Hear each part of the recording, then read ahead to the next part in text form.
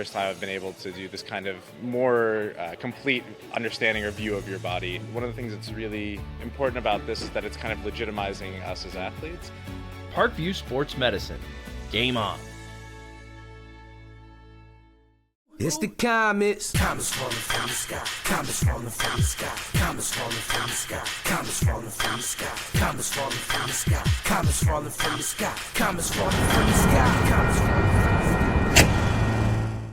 Blood flow restriction training is a new treatment technique we're using at Parkview Sports Medicine that helps us stay on the cutting edge. This type of training is not only new to Parkview Sports Medicine, but in physical therapy as a whole. And it's really gaining popularity because it solves one of the fundamental problems that we see in therapy.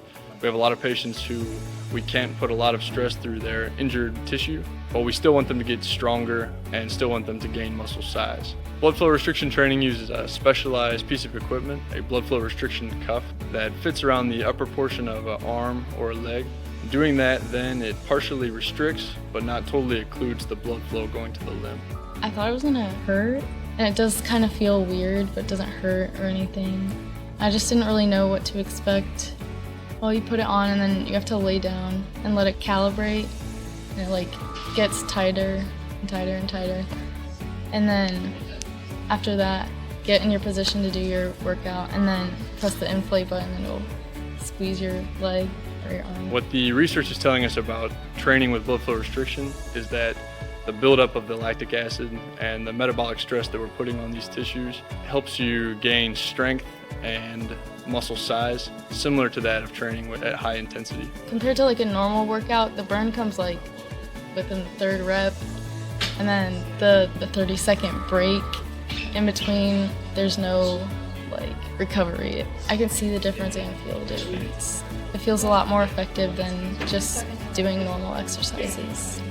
Blood flow restriction training is the perfect tool to solve that fundamental problem. But this is something that you don't see everywhere, and you don't see very many places in Indiana at all. Parkview Sports Medicine. Game on.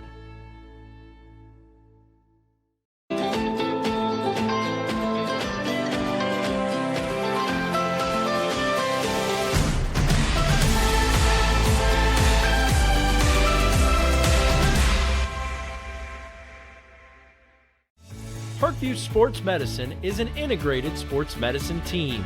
I mean, I always had my family behind me, I always had my team behind me, but to have staff that wanted the best for me and to get me feeling better the quickest was really reassuring. Parkview Sports Medicine. Game on. The Kelley Automotive Group is simple, transparent, reliable. Simple. Our customer specialists make buying a car easy and fun. Transparent. Our price listed is the best.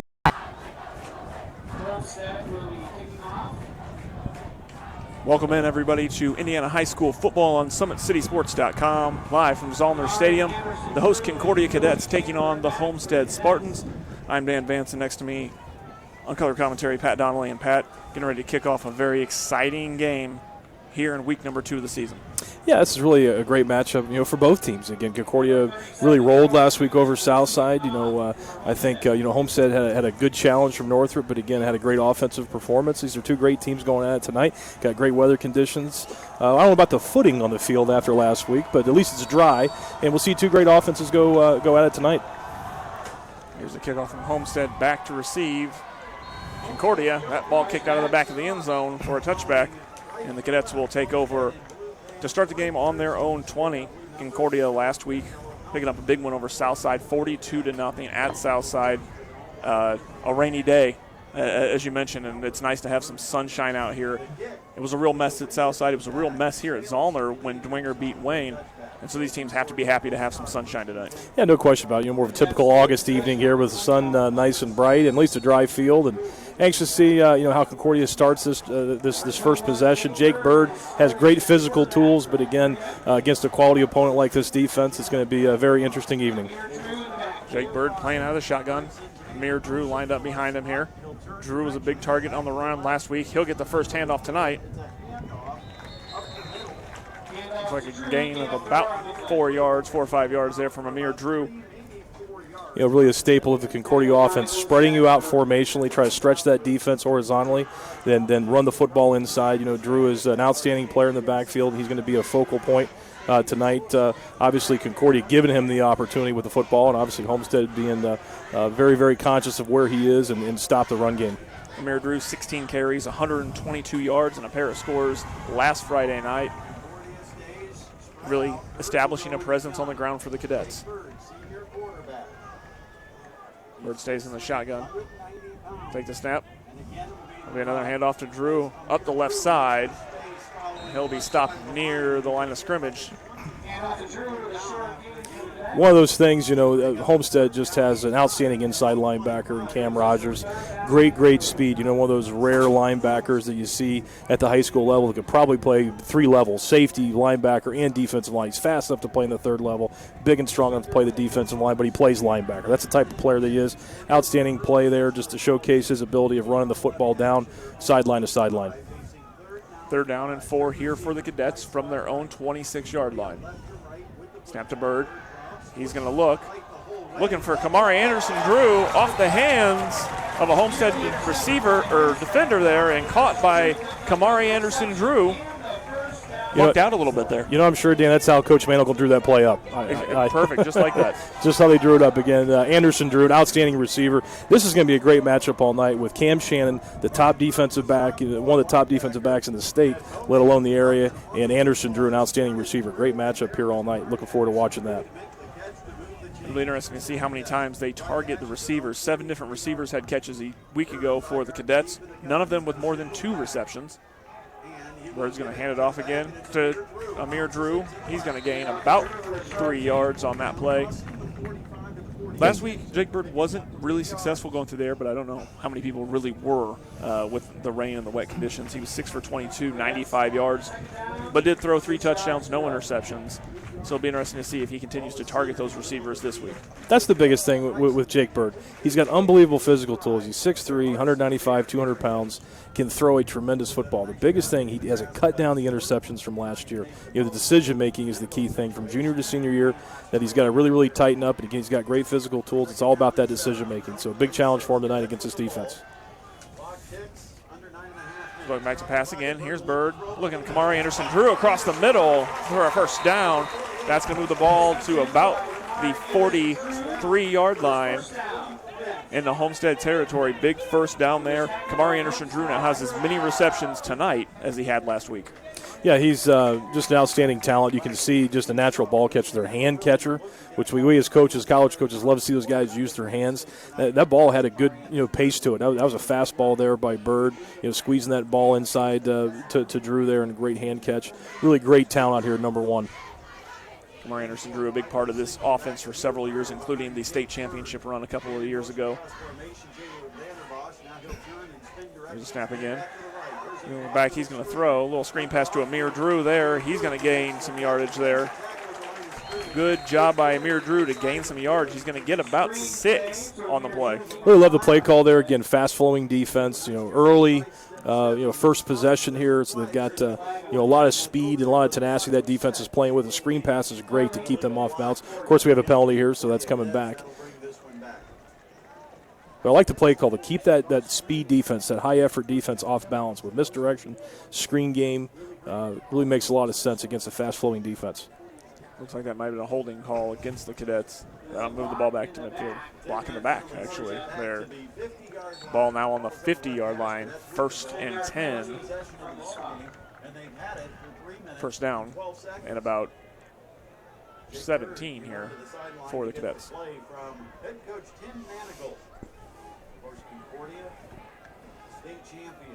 Just over 8 minutes on the clock here at Zollner Stadium. Bird in the shotgun again. He's going to look back to throw. Big. He's hit. He gets rid of that ball. Great job by Jake Bird to get rid of that because he looked like he was dead to rights. Yeah, obviously, protection, a one-on-one miss there. Defensive end, pretty much came unimpeded, and smart play there by Jake Bird, getting out of the grasp and then throwing the ball away towards the receiver, which is the key point, so it's not a grounding penalty. So good heads-up play there by the senior. We'll bring up 2nd down and 17 from the 50-yard line. Concordia looking to make some noise early. Homestead gave up a touchdown on the first drive last week, then proceeded to score 35 unanswered points. Here's Bird back. He'll get it. Look to the air again. Beautiful catch right there. And then original first down marker. Good high percentage play. It makes sense on second and long. Make it a third and manageable, which is a key play there on second and long. So good speed out, nice high percentage throw for Jake Bird to get in rhythm and deliver that ball. And again, a manageable third down. Now you got a chance at 3rd and 11, much easier obviously than 3rd and 17. Smart play call there on second down. That ball called by Brandon Davis will bring up 3rd and 11 from the Homestead 44. Gives him a chance here, as Pat said, at this first down. Bird in the shotgun, likely to stay there most of the night. Gets comfortable working there. He's going to look again. Look across the middle there. Beautiful catch. He's up the middle. Touchdown. Beautiful play. Jake Bird finding him across the middle for 44 yards. Dan, a couple of things there. Really started with protection up front from Concordia. An outstanding job. Had a little pressure scheme there, a little blitz there from the Spartan defense. Picked it up well. A couple of vertical routes up the hash marks. Jake Bird, really sees the coverage there really well. Picks on that middle safety. Found that inside receiver up the seam for the touchdown. Really great senior throw. Leadership moment there for him. Got to see the coverage that he wanted, the route combination that he wanted, and deliver the ball to the right guy. Really great play. Extra point is no good. That's something, Dan. I'm not sure we've seen Jake Bird do that last year. Just sitting in the pocket with pressure and really stepped up and delivering that football. That's, again, just an outstanding read and delivery of the football with, the bullets flying at him there with that pressure scheme, and just a very great throw. Again, the guy's got some experience now as a senior. That was number 17, Tyler Grossman, the sophomore, on the touchdown reception. Again, excellent pass from Bird and read across the middle.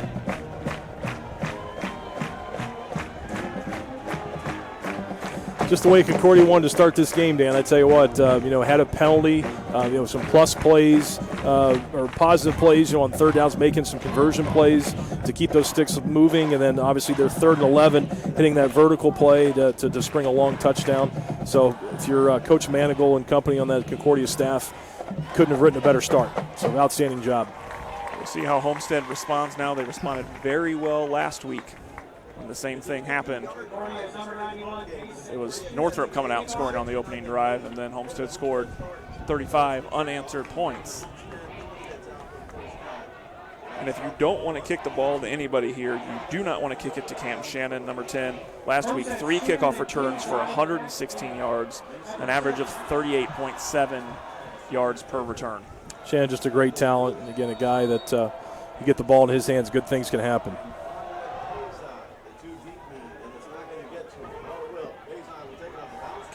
Conrad Kazai will bring it up now to about the 25, 26-yard line. So they did what they needed to do there, keep the ball in Cam Shannon's hands. Yeah, smart play. The ball's the 26-yard line here. Keep the ball at the great threat's hands.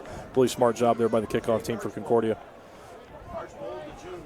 Looks like Jake Archibald will come out here to start at quarterback for Homestead. Dual quarterbacks last week. Archibald threw for 67 yards and 5 of 11 passing. Had a touchdown. He was also the team's leading rusher, 59 yards on the ground. And then Luke Goody, the sophomore, he threw 10 passes for completed 7, 85 yards. So a dual quarterback option for Homestead. Archibald will work out of the shotgun. He'll hand it off. Out to the side, off the left side. Big hit there. It was Keon Reeder on the run. It was Liam Fletcher, the hard-hitting senior, on the stop there. If that name sounds familiar, Dan, do you know who his dad is? I do not. The great Steve Fletcher, Comet great. Okay, wow. Things I learned. Has a little physicality like Dad on the ice back in the day. So, yeah, Liam is an outstanding, just hard, physical playing safety. Just screamed downhill, made that play. Really good blocking up front by Homestead. And that's the guy that has to make that play is that safety. Liam Fletcher led Concordia last week with 6 tackles. All solo. Look at that beautiful job on a fake handoff there by Archibald. Fakes the handoff to Reeder, moves it up just short of midfield. And that's the benefit of having a guy like Jake Archibald, played running back last year almost exclusively. he can take the ball and is very efficient on the ground. Well, you know, in any level of football, if the quarterback can run some, and again, let alone a true dual threat guy, that's a great weapon to have. And Archbold definitely has that ability, and just a great play design and execution there by the Spartans.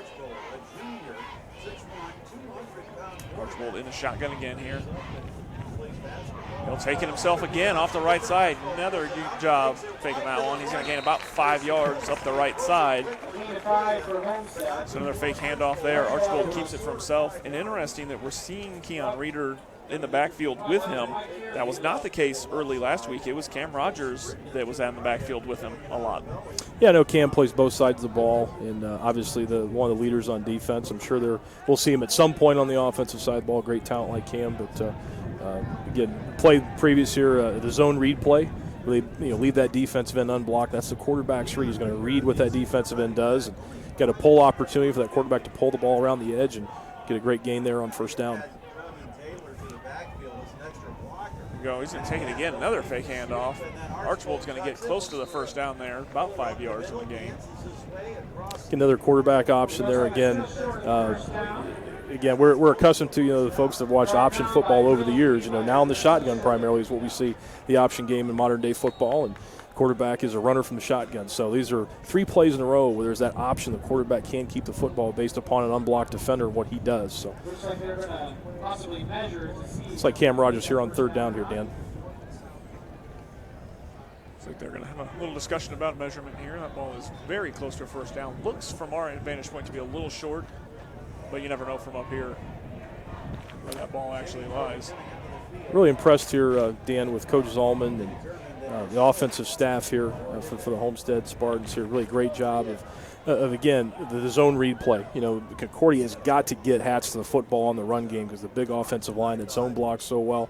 And they're really putting a lot of pressure on those second-level defenders as that quarterback pulls the football on the edge. And those design, option plays where the quarterback can pull the ball. Put a lot of stress on that defense. They're doing a nice job. But they're a little short.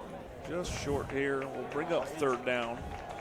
This Homestead team, 45-28 winners in week 1, beating Northrop in a game that looked like it would be close early. Then Homestead just bounced out and broke it open on the strength of Rogers. 6 rushes, 68 yards, and 10 carries for Jake Archbold and 59 yards. Moved the ball on the ground, moved it well through the air too.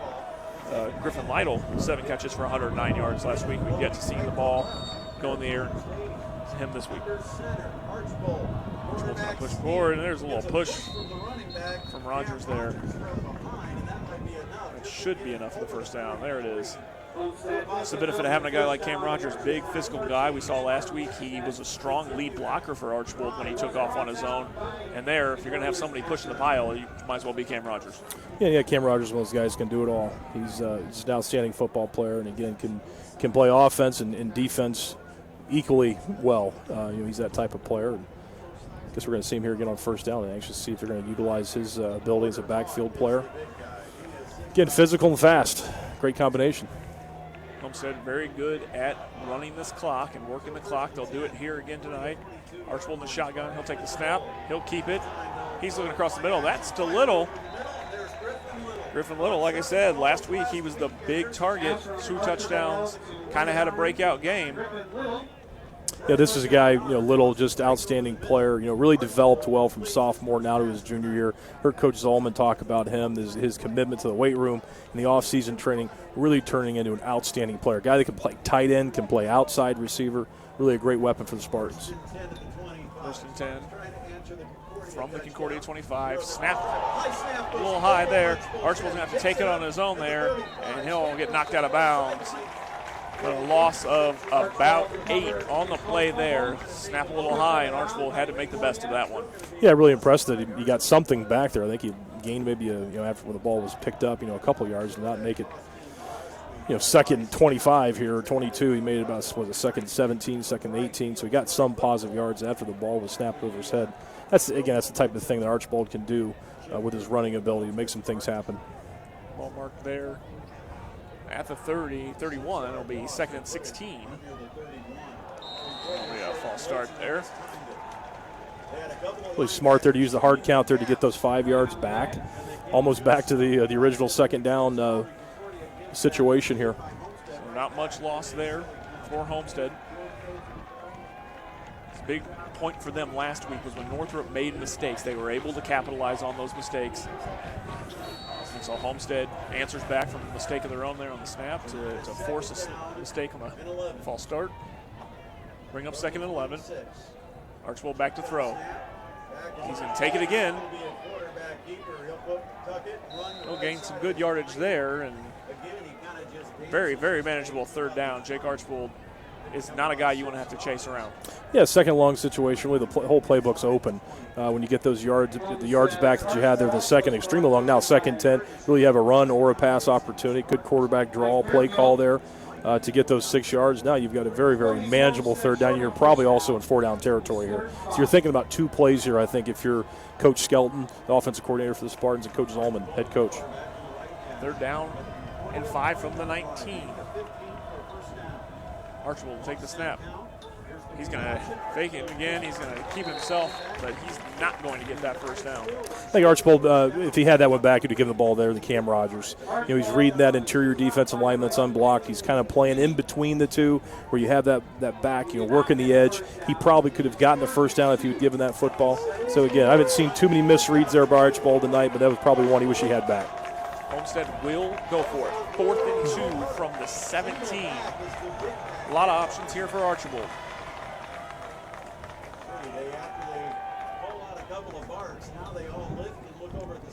Going to make a bit of a change here.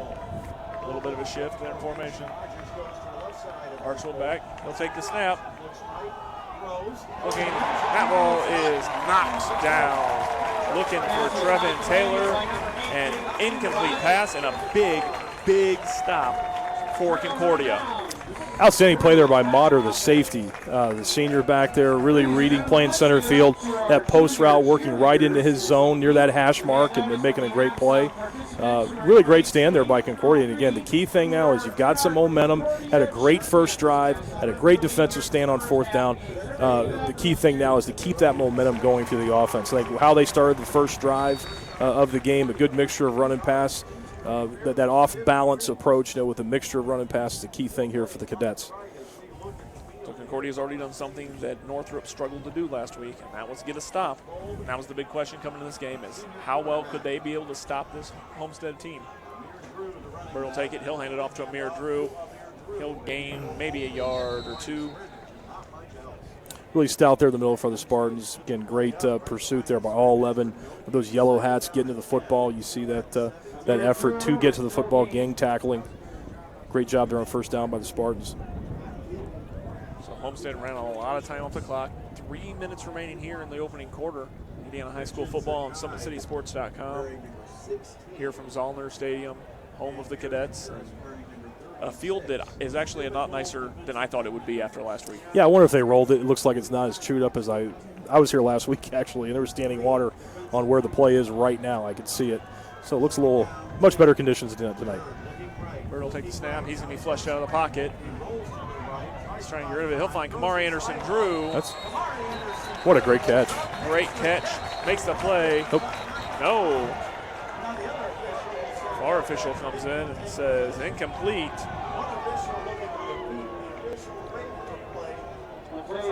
The umpire back here looks like he had the angle maybe with, Kumari's feet there. Again, maybe one of his feet were touching that line possibly. What a great catch though. Great throw, great catch.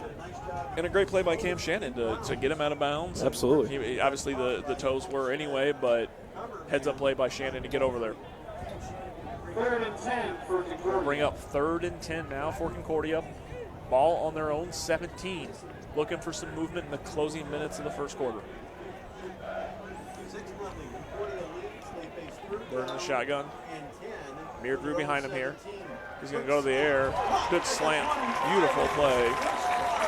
It's going to be Tyler Grossman again. Great play call there by the Cadets. Really hitting the soft spot of that zone in behind the linebackers in front of the safety.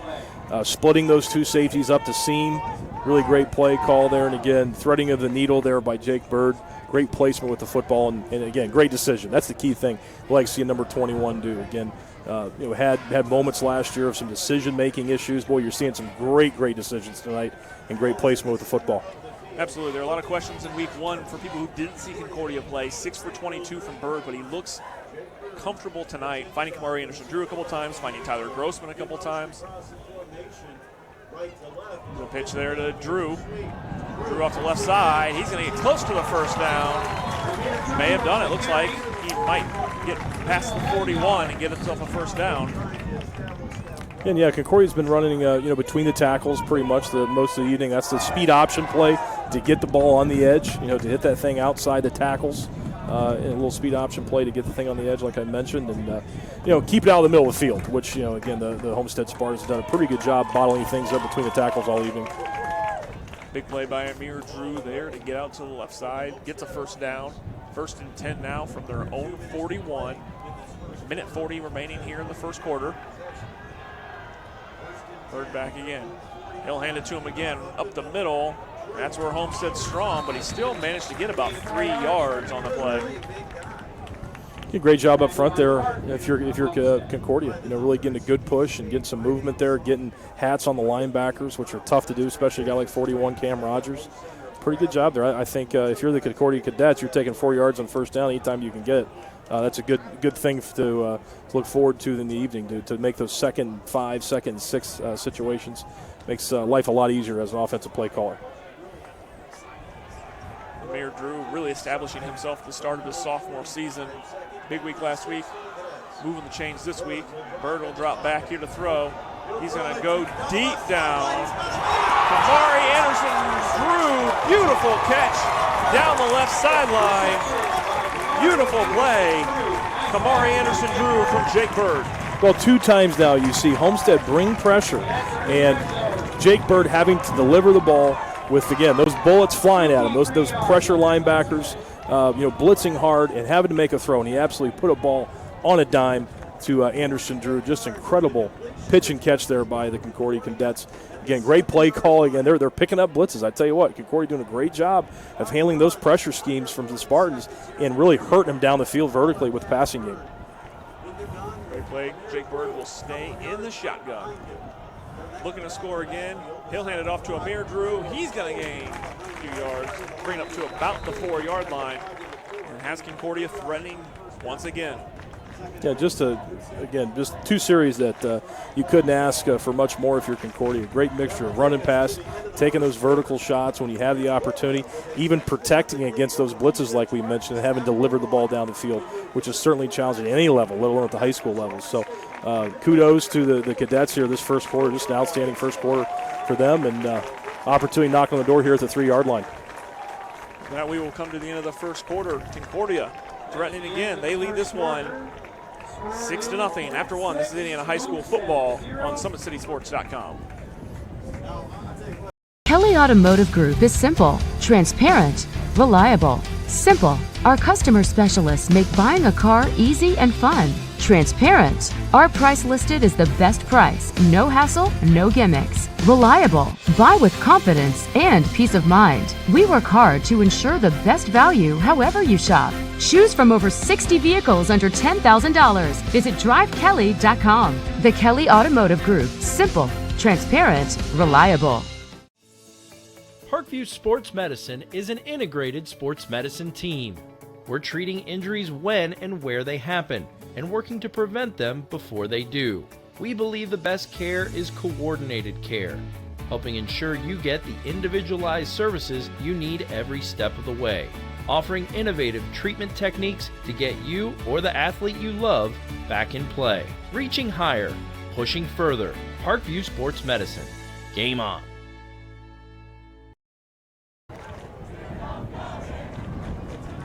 Back out live here at Zollner Stadium. Start of the second quarter. Concordia up 6-0 on Homestead, threatening to score again. And a beautiful drive from the Cadets, mixing up that run and pass game and answering a lot of questions that people may have had after a 42-0 win over Southside. Yeah, this is no fluke. They're playing extremely well. Looking forward to this next call. They've done a decent job on first down, run the football. You think maybe a bootleg here or some type of play action. There's a reverse. Reverse around the side. Touchdown. Jalen Vanderbosch the transfer from Carroll didn't touch the ball a lot in week 1. Big move on the reverse in week 2 for the score. Great play call. I mentioned something like a bootleg or some type of play action. Again, those defenses, really hunkered down there inside the 5-yard line and played fast defense. Anything they see, they're going to react to and move quickly. Great off balance play. Having action one direction, bring the reverse back the other way. Really great play design and execution there by the Cadets. And again, just these first 2 drives, just absolutely spot on. Whatever this game plan that they put in has gone quite well here for the Cadets starting out. Concordia on now for the extra point. Mason Kuczynski, the senior, will come up, miss the first extra point attempt. He'll look to extend the Concordia lead more here.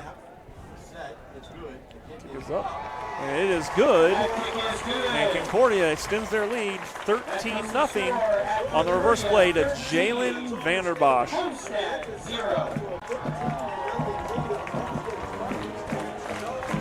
Again, you can see the fast flow there by that defense and the reverse coming back around. What's a tough play to defend when you're a defense is told to get those hats to the football as quickly as you can. You have that reverse back the other way. Really great play to keep that defense off balance. And they've done a really good job of getting to the outside. Like you said so many times already in this broadcast, keeping it away from the center of the field where Homestead is very dangerous. Yeah, again, I think Concordia's done an outstanding job, Dan, of mix and run and pass. They're really hitting, all the gaps in the running game. They're hitting inside. They're keeping that established. Trying to establish that as much as they possibly can. Even if you don't have success at it, opens up your play action game and things like that. And then they got the ball on the edge a couple times, one with the speed options and then with the reverse. On the touchdown play, they're really attacking pretty much the entire field. If you're Homestead, you got to be kind of scratching your head a little bit and saying, what the heck's happening? We're bringing pressure to give Jake Bird some tough looks, and he's making throws. They're doing a good job in the run game of spreading us out with formation, then hitting the ball inside, getting the ball on the edge from time to time. So Concordia's just really done a great job of keeping this defense off balance.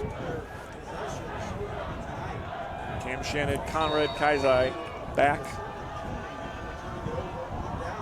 to receive here. Again, they're going to stay away from Shannon. Ball's going to be taken by Jared Kistler. He'll gain a few yards there, but again, obviously Concordia staying away from Cam Shannon. Very smartly, stay away from Cam Shannon. So, I think if you're Concordia, giving Homestead the ball at the 26, 27-yard line, you're perfectly fine with.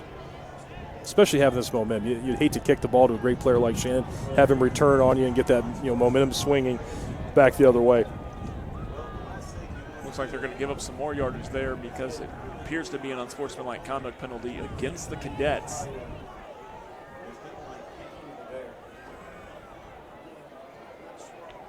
Yeah, absolutely what you do not want to do. Do not make mistakes and let Homestead capitalize on them. Well, you wonder if Coach Skelton here, the offensive coordinator for Homestead, is thinking about a vertical shot. A guy like Trevon Taylor, outstanding receiver, another great receiver in this ball game is Trevon Taylor, which we've not called his name tonight. He was targeted on the previous play on that 4th down, but he's a guy that can really change the game in one play. Archibald will stay in the shotgun here. Kind of wonder if Homestead will go to the air. Obviously, now down 13-0. The philosophy of running that clock, how they have done it so successfully this first possession and also last week, not going to be in their favor. He'll fake the handoff again. He's going to go up the middle. We do have a flag on the play.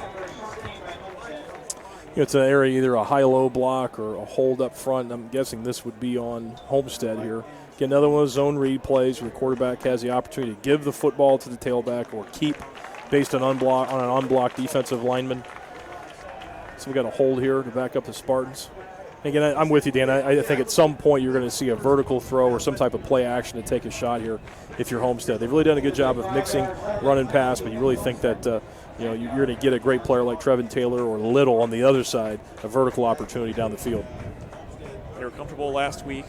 Threw 21 passes between Archibald and Luke Goody, but only 3 receivers targeted last week, or at least completed anyway. Griffin Little, Trevon Taylor, and Keon Reeder. Archibald in the shotgun again. Checking the play call here are the Spartans.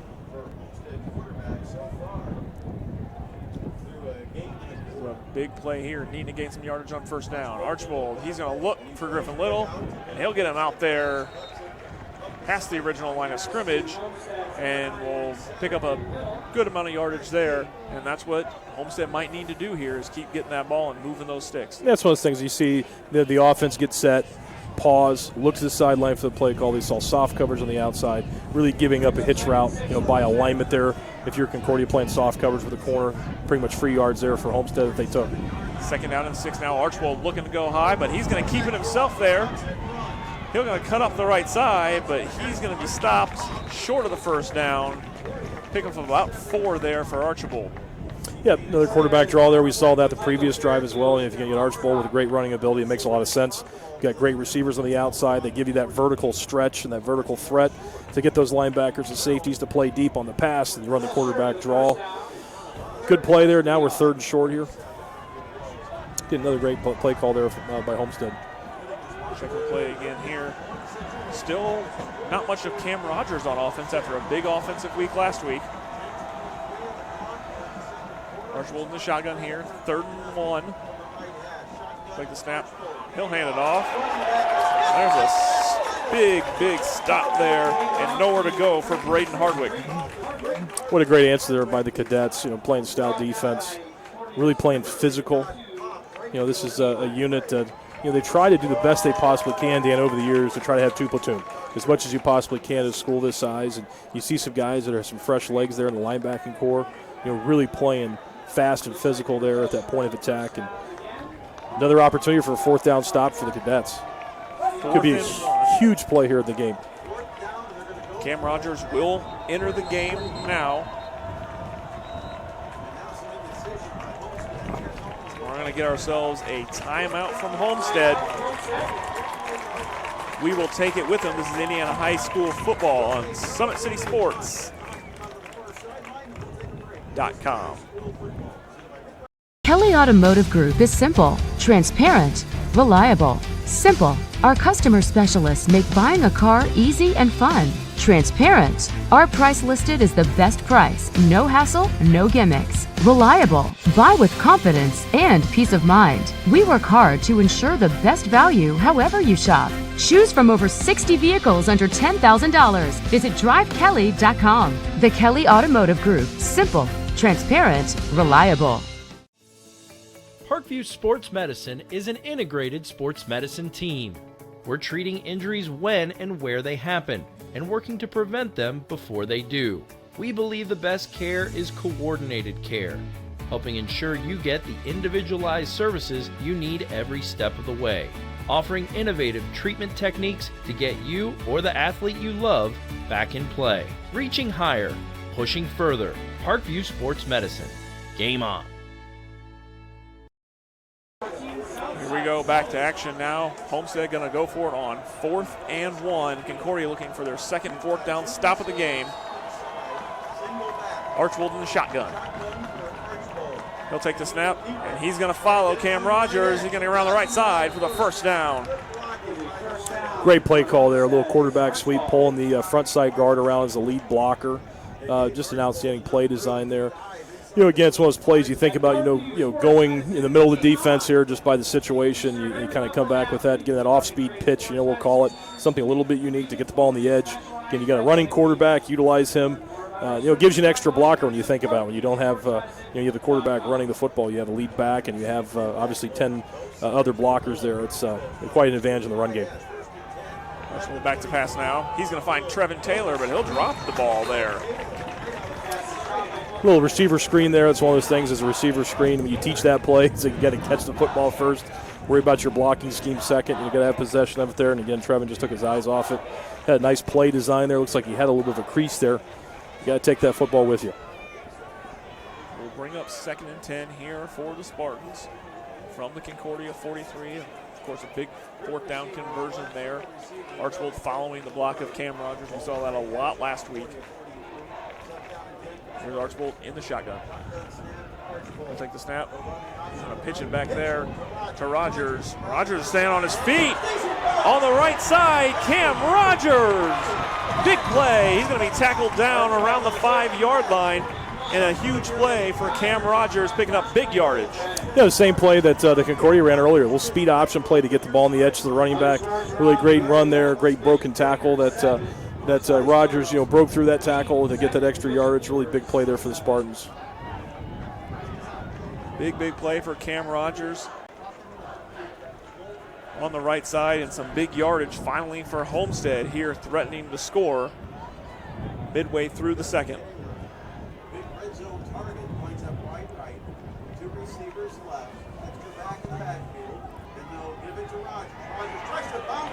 Rogers going to get stopped. Big. Great play there by the Concordia defense. Yeah, that's what you have to do. That's a big play. You give up the big play, come back and answer on first down in the red zone, and that certainly did. Again, got the black shirts all there to the football to stop Rogers there in the backfield. It's just one of those effort plays. You be resilient after you give up a big one, come back and play first down again. They did a nice job.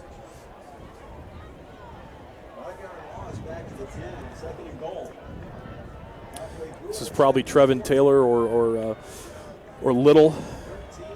Griffin Little territory, one-on-one on the outside. Those big targets. We saw them go into Taylor a couple times in the end zone last week, unsuccessfully.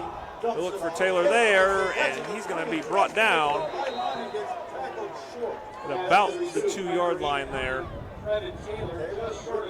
Really smart play call there again. Kind of use the strengths of Archbold. He's a mobile quarterback. You roll him out.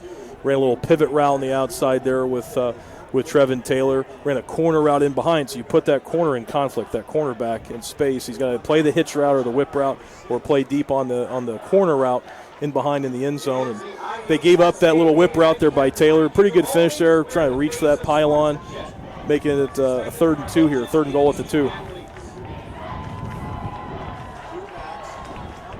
Third down here. He'll hand it off to Cam Rogers, and he will be stopped. Great play from Concordia. That was Michael Fairfield, the senior. Boy, Fairfield made a great play, and I'd say it was a defensive lineman, and I apologize for not giving him credit. It's tough to see those maroon numbers on the black jerseys, but there was an unblocked player there. He really shot the gap there and made a play in the backfield. Really great job there with, again, Concordia, just an outstanding answer. After the long play, the speed option play to Rogers to come back, slam him for a 5-yard loss and first down, stop him on 3rd and short, now forcing the kick opportunity here for Homestead. Joe Dugan, the sophomore, in the kick. Ooh. Ball's up and good. The ball didn't travel exactly how they wanted to. The knuckleball through there. I didn't know if that was getting in. But, again, great drive, really for both sides of it. Homestead had to get some points off that drive. No question about it. But if you're Concordia, again, what a moral victory to hold them to 3 there after a couple of big plays. Again, this has been an outstanding game so far. Again, Concordia play, get a little bit better of the play, making the big plays when they get the opportunities. But, again, Homestead far from playing poorly. Again, a couple of things in short yards. I think they maybe had a couple blocking assignments that were missed maybe on that last drive. But, again, good mixture of run and pass and executing pretty decently here in the run game and some short passing game. So, again, this is a good football game. 2 good football teams going at it here. In particular, 2 good offensive football teams. And a really strong effort from the Concordia defense again. Last week, a lot of big numbers through the air, on the ground, both for Homestead, to hold the Spartans to a point where we're midway through the second quarter almost here, and just 3 points on the board. Yeah, and again, you got to tip your cap to Concordia's defense. They've had a tradition the last few years to have really some strong defense. Obviously, the state championship team was an outstanding defense. And the year after, for that matter, 2 years ago, was an outstanding defense. Again, Coach Manacle's done a great job building the program, getting the numbers out, where you can try to 2 platoon as much as you can. That's the one advantage that these 6A schools have, is the amount of depth and the players that you can have to be 2 platoon. And where the private schools, the smaller schools, don't have that ability. So, Concordia, you're seeing more of that now, having true defensive linemen, true offensive linemen that can stay fresh and play just one side of the ball. Number 1, Kumari Henderson drew. Number 2, Joseph Chandler, back to return the kickoff for Concordia. That kick is going to go to Kumari Henderson. Drew, and he will botch the catch there around the 10-yard line, and he's out of anywhere to go. Great job by Homestead to get to that led by Ryan Burton. He was the first man there to make some contact and slow up Kumari Henderson-Drew. Yeah, tough situation there for Anderson-Drew, right in the sun. That sun's peeking around the stadium here, right in his eyes. That may have been a factor there. But again, if you're Concordia, just stick to the game plan. Great mixture of run and pass. Great mixture of attacking inside between the tackles and the run game on the inside zone play. Speed option, making the timely throws. Jake Bird is making those timely throws down the field. More of the same. They've just done an outstanding job, and they just need to continue. Done an outstanding job, and more of the same if I'm Coach Manigault and company.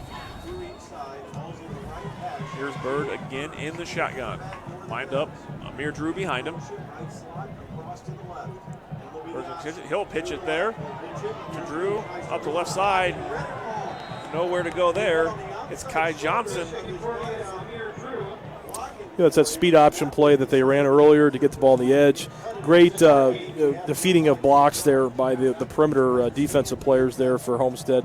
Looks like Kai Johnson there defeating that block to make that play for a 1-yard gain. If that block is made, that may go for 6 or 7 or maybe as much as 8 or 9. Really great job there making that block in space, or excuse me, making that tackle in space there for Johnson. We're up 2nd and 9 from their own 16 for Concordia. Pass across the middle there. Kumari Henderson-Drew, big spin move. He'll get some yards there, and maybe just short of the first down. Depends on where they mark this one. Boy, Danny's a dynamic player, and he's fun to watch. Nice little concept there of clearing out, the vertical routes on the inside, then bringing Anderson-Drew underneath, giving Concordia here an opportunity at 3rd and 1. But really nice play design and well-executed play. Again, get your best perimeter player involved in the game any way you possibly can. Give him opportunities and touches. That's what Concordia's doing a great job of here with Drew. Kumari Henderson-Drew just 2 receptions last week. 54 yards. They were both touchdowns, his 2 receptions. He has more than 2 today and is making moves here for this Concordia team. 3rd and 1. Here's the handoff. Amir Drew should get it there across the 25-yard line. Great effort there by Amir Drew. Definitely second effort there for Amir Drew. You saw Johnson there at the point of attack. Even Cam Rogers getting there late, but he powers and drives those legs through to get that extra half yard to get that first down. Really great effort play there. The Cadets earned themselves another first down. Around 4.5 minutes here in the opening half. Second quarter, 1st and 10. Concordia with the ball on their own 26-yard line. Making moves. Bird here again in the shotgun. Take it. We'll fake the handoff there. Looking. Oh! Big catch by Kumari Henderson-Drew at the side. And I don't believe he was the intended receiver, but you take what works. It's actually a little bit of a busted play. It was a bootleg play where really Homestead did a great job of defending it. So it was a little bootleg play where you had the corner actually take that flat route away. Anderson-Drew was kind of working the intermediate route, sees Jake Bird bring it back, and he kind of works back across the field and finds a little soft spot in that zone between the hashes. Really great job of kind of just seeing an open space there on a little bit of a broken play off the bootleg. And again, another great throw there by Jake Burton, and proper decision. That's a play, either you have it or you don't. Either you throw it away, or if you've got time to make something happen, extend a play to find a little bit of a scramble drill situation to find that receiver open in space, you do it. And he certainly made a great throw there. Again here, Bird will keep it. He will get stopped right just around the line of scrimmage. Maybe he got up a gain of a yard there. Yeah, it's again one of those things. You hit the ball on the edge, attack the edge, attack the edge. It can open up some things for you later on. You got to spread Homestead out as much as you can horizontally to give you some inside run game, or definitely that bootleg game, or reverse again. Fast-flowing defenses, you want to give them a little bit of that breaking pitch or that off-speed pitch to kind of keep them off balance as much as you possibly can. 3.5 minutes remaining here in the second quarter. Concordia leading 13-3. We'll bring up 2nd and 9. Doing a really good job moving the ball against this Homestead defense that looked very, very strong last week. Bird will take the snap. He'll go to the air. He'll go to Kumari Henderson-Drew again. There's another first down. Great job by Kumari Henderson-Drew to get that first down. Knocked out of bounds by Ryan Burton. Get the coaching staff there. Great play design. You put trips receivers to one side. You put Kumari Henderson-Drew by himself on the opposite side of the field, so you got that isolation coverage out there. Even though it's Cam Shannon, a great player, that's a one-on-one battle. And again, with off coverage, you're going to give up those quick throws. And again, Anderson Drew has attacked vertically all day, so Cam Shannon's got to be aware of that vertical threat, giving a little bit more cushion. That gives you the hitch routes, the speed outs, those type of throws if you're Concordia.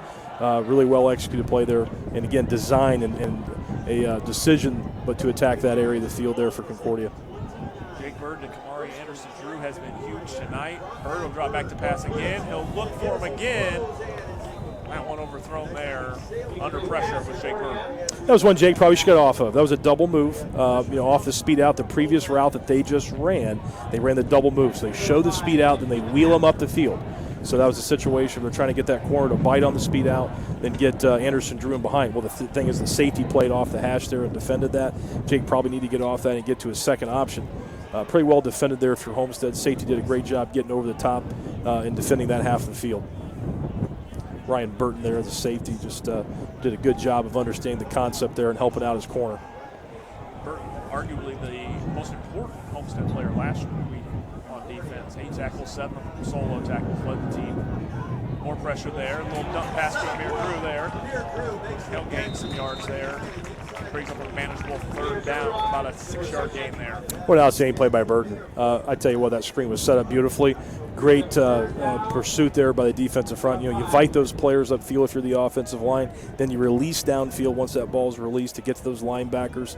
The one guy that can make that play is a safety. Burton did an outstanding job of making that play. Ryan Burton just making that individual play in space. But well executed play there if you're Concordia. That one guy that can make the play did if you're Homestead. 2.5 minutes remaining in the second quarter. 3rd down and 5 from the Homestead 24.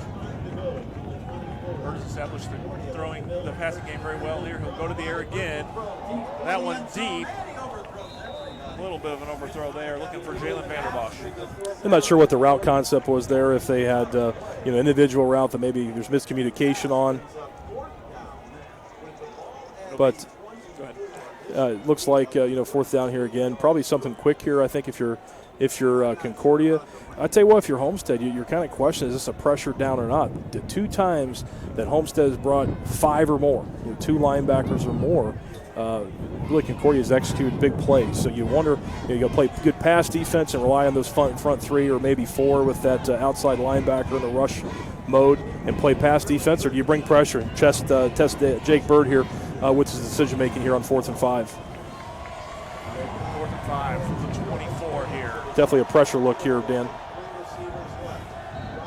Go back to throw that ball. Whistle there. Had the reception there.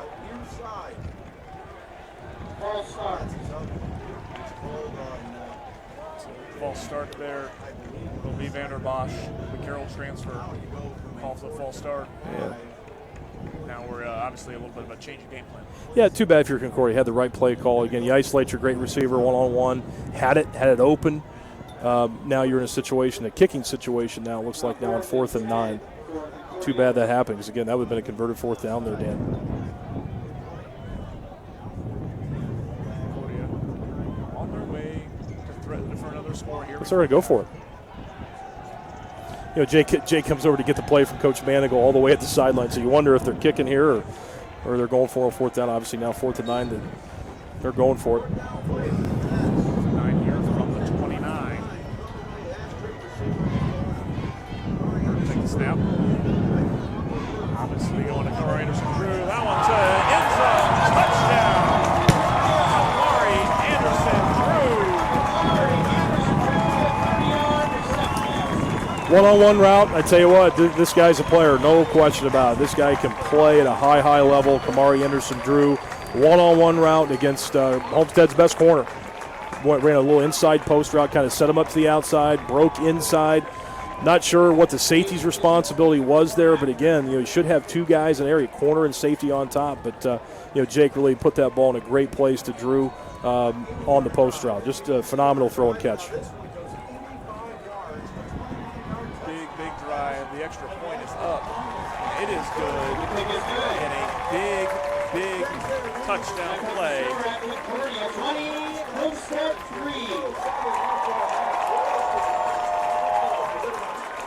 Great play there. Jake Bird finding Kumari Henderson Drew. Again, really the formation they've worked all night, one-on-one. Trips to the one side, the single receiver to the boundary side, the short side of the field is Drew. Let him do his one-on-one work, which he's run speed outs, he's run a double move out and up, he's run the inside or the post route there, the skinny post for the touchdown. They've really done a good job of getting their best receiver on an island. That's something I think Coach Zolman and staff, the defensive staff for Homestead's got to look at to have some type of safety help over there to that great receiver, because he's really hurting them right now. Great speed executed by Kumari Henderson. And I think if there were any questions about him, which there shouldn't be at this point in his career, he's answering them tonight. There absolutely isn't. I mean, he's a college-level football player. He's a guy with great size, great speed. You see the ball skills as well. The thing is, as a college coach, you look for those ball skills. Those are the things you don't want to have to try to teach a college player. You want to see those skills at this point in their progression as a player. And you see Anderson Drew being a hand catcher, which is a big deal. Catch the football with his hands. You see him go across the middle. You see him catch the ball in traffic, catch the ball vertically, catch the ball back, working back to the ball. So you see him do a little bit of everything. And he's just had an unbelievable game tonight. And again, credit Jake Bird, too, to make the throws. I think he's been absolutely outstanding tonight. The best game I've seen in his career. Here's a kick again. We're going to do what they can to keep the ball out of the hands of Cam Shannon. Conrad Kaizai will get it at the 8-yard line. He'll look for room, but there's nowhere to go for Conrad Kaizai. Boy, what a great kick there by Kaczynski, I believe, is the kicker there. Placed that absolutely in a perfect place. Again, I think maybe the longer grass there outside the hashes kind of helped slow that thing up, because it hit the ground where you think it's going to go out of bounds, and so did the returner Kaizai. So you're kind of in a situation: do you go after it? Do you not go after it? And it's tough situations where the ball kind of dies on them. You have to pick it up. So, boy, if you're Concordia, really everything going right now, Dan. Kaczynski, great kickoff again that kept the ball out of Cam Shannon's hands. Last week he was dynamite returning the ball. Pass from Luke Goody to Trevon Taylor just across the 20. A gang tackle there from Cadets. As Luke Goody getting his first action under center for Homestead. Yeah, only the first play that Goody is in the ball game, but you can see the difference. That's a concept. They're attacking coverage with a route combination there on the perimeter, a little flat curl route, a little wheel, inside wheel, and a curl route with Trevon Taylor. Ball delivered absolutely picture perfect there on time. So I think you'll see more of the drop-back passing game here with Homestead, with Goody. He's going to keep it himself there and get out of bounds. Nowhere to go there for Luke Goody. Get a situation, need a little spark. Not that Archbold is playing poorly by any means, but again, Goody kind of gives you that drop-back passing ability. And the situation, you got a minute and a half here. I know Coach Skelton, the offensive staff, works a 2-minute drill. I'm sure Goody's the guy they probably go to in this situation in a 2-minute. So that's what they're trying to execute here with a minute 30 to go. Back in the shotgun, take the snap here, 2nd and 8. Check the play call here. Reader back there lined up with Goody in the backfield. Quality week last week for Luke Goody. He'll take the snap here. He's going to look for Taylor off to the sideline, out to about the 35. Might gain a couple more, that extra effort there on the hit. Yeah, it's one of those things. Either you commend the receiver for getting the first down, then also you're kind of upset that he didn't get out of bounds to stop the clock. Got to get moving here quickly for Homestead. First down there for Homestead. Trying to move this. Don't want to use another timeout here unless you have to. Got to get the ball snapped quickly here for Homestead. Out to Goody. He'll look. He'll find Griffin Little.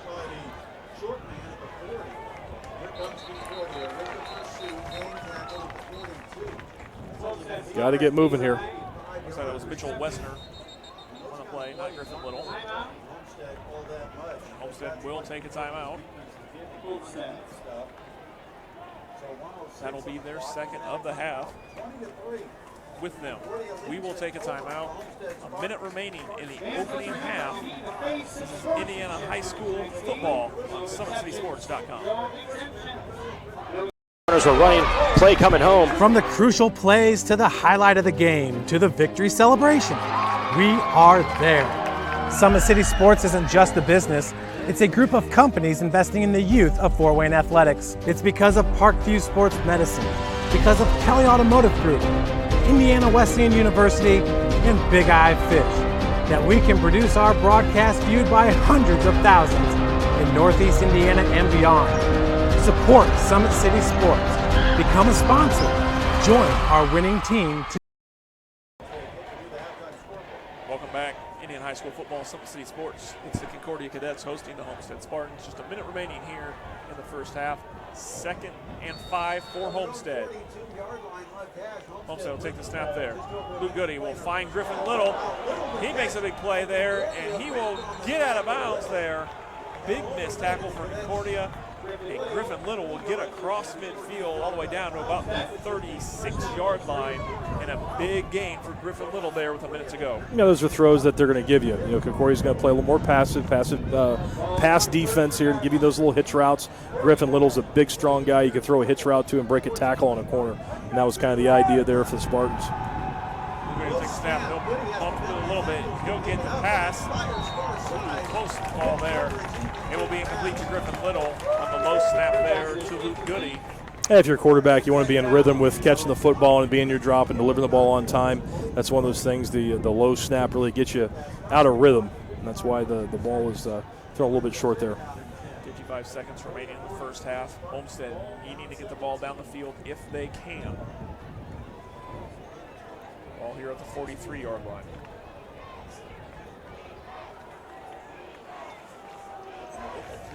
Shotgun. Goody's going to look deep. They're going to Trevon Taylor. He's going to make the catch and be pulled out of bounds at the 5-yard line. What a play. Big throw, Luke Goody. Big catch, Trevon Taylor. Yeah, you're kind of wondering when this was going to happen for Homestead. Again, what a great throw there. It hung a little bit, but he certainly got the ball out there enough there if you're Goody. And Trevon Taylor is the big vertical threat there for the Spartans, and give him an opportunity one-on-one and go make a play, and he did. Luke Goody here from the 5. Keon Reeder back there in the backfield with him.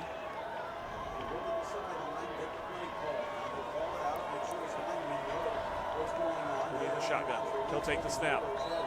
Now we have a penalty.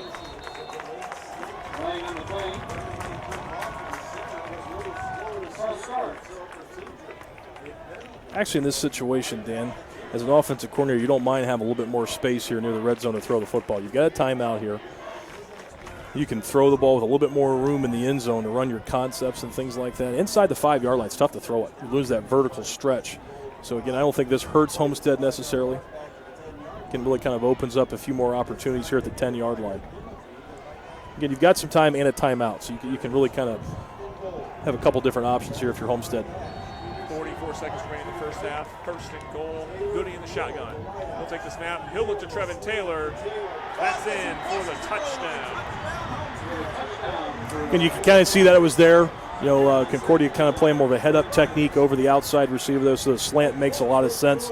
Trevon Taylor did a great job kind of setting that route to the outside, then quickly breaking inside, beating that corner to the football.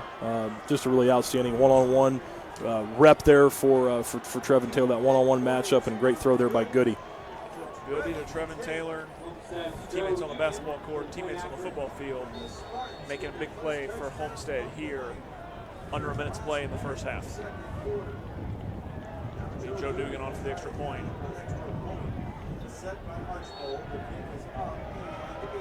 Good there. Dugan. Take again another look here at the touchdown play to Trevon Taylor.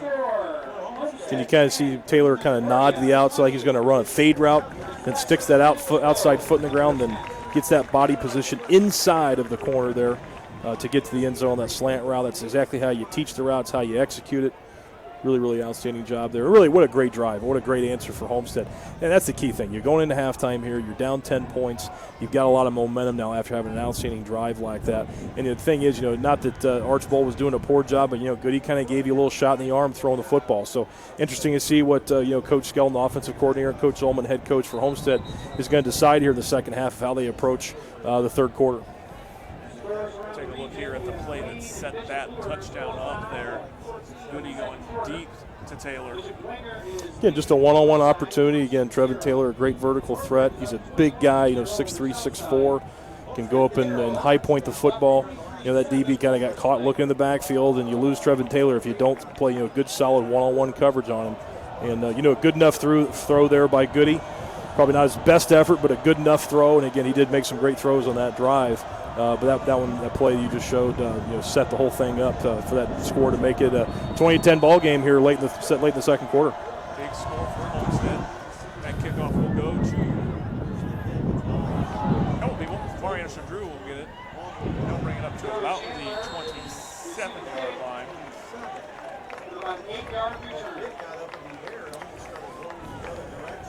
Boy, if I'm Tim Manigal here, Dan, I'm taking a knee. I tell you what, you've played an outstanding half. Don't take too many risks here. Kneel on the football. Let's go play the third quarter with a 10-point lead against a 6A program. Excellent first half from Concordia. Homestead touchdown here in the final minute of the first half. Just huge for momentum for them. Of course, they will receive to start the second half. So getting that touchdown and cutting this to a 10-point game is big. Looks like they will take a knee here. Bird under center. He will take a knee.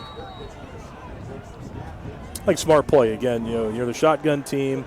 You never know that snap is going to fly over your head. Put a situation where you give Homestead an opportunity. You don't want to do that. You've done everything right this first half. So smart move there by the Concordia cadets. That will take us to halftime. Concordia leading 20-10. We will take a brief timeout and be back with you with more Indiana high school football on SummitCitySports.com.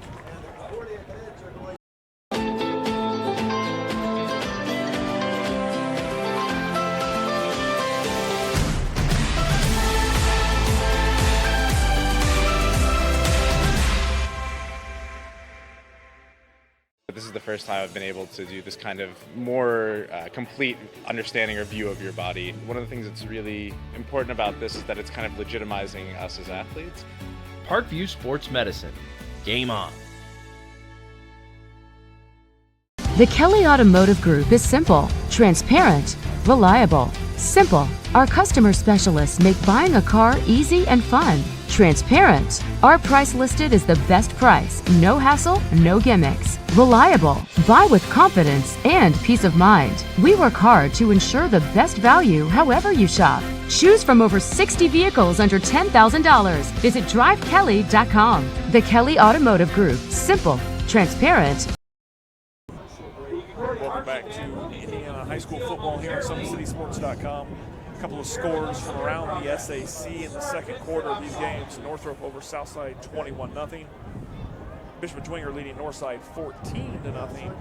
And Wayne and Bishop Luers tied at 14. That's got to be an interesting one. Wayne came out pretty flat last week in a big game. Yeah, it's a good way to respond. And again, the weather conditions last week for Wayne was really, really challenging. And I'm sure they were chomping at the bit to get back out and compete. And we've got some proud senior players and a good senior class there that I'm sure rallied the troops and wanted to put good effort on the field tonight, which sounds like they are.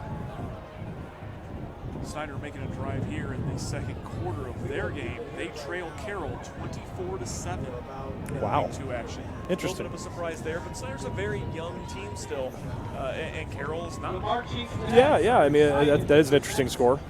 Carroll's home opener. They have a great. It's not a big stadium by any means, but it's a great crowd and a great support there at the high school, and it's a game that I know every year Carroll wants to play well, and they've never beaten Snyder in their history. An opportunity for them to really make a huge statement in the SAC, and sounds like an interesting game over there. Very interesting game indeed. Snyder and Carroll, of course, the way things stand right now, only two teams that won last week have the lead this week and have a chance to move to 2-0, that being Bishop Dwenger and here at Concordia. Of course, Northrop lost last week to Homestead, leading big over Southside. Wayne and Bishop Luers tied at 14, and then Snyder, a favorite by many, even though they're young, to win the SAC.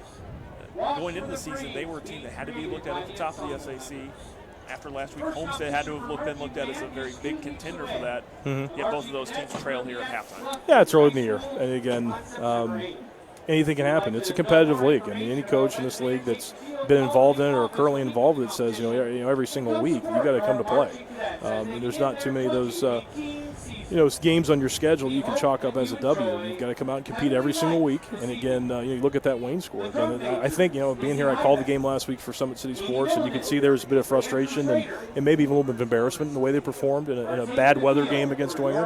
And I know they're a resilient group, and I know that coaching staff and that senior crew, guys like Craig Young are going to, talk to the group and say, hey, we've got to do a great job here of responding, coming back out against an area rival there with Bishop Fluors down the road, and put our best foot forward and play a solid football game. It sounds like they've responded well. So yeah, I mean, it's a competitive league, no question about it. I mean, every single week you're going to get great contests, and even a couple that you're kind of not really expecting to be great contests that turn out to be. So. And this is, again, you look at a small school like Concordia that competes at a high level, understandably, but you're playing a 6A school and you got a 10-point lead here at halftime.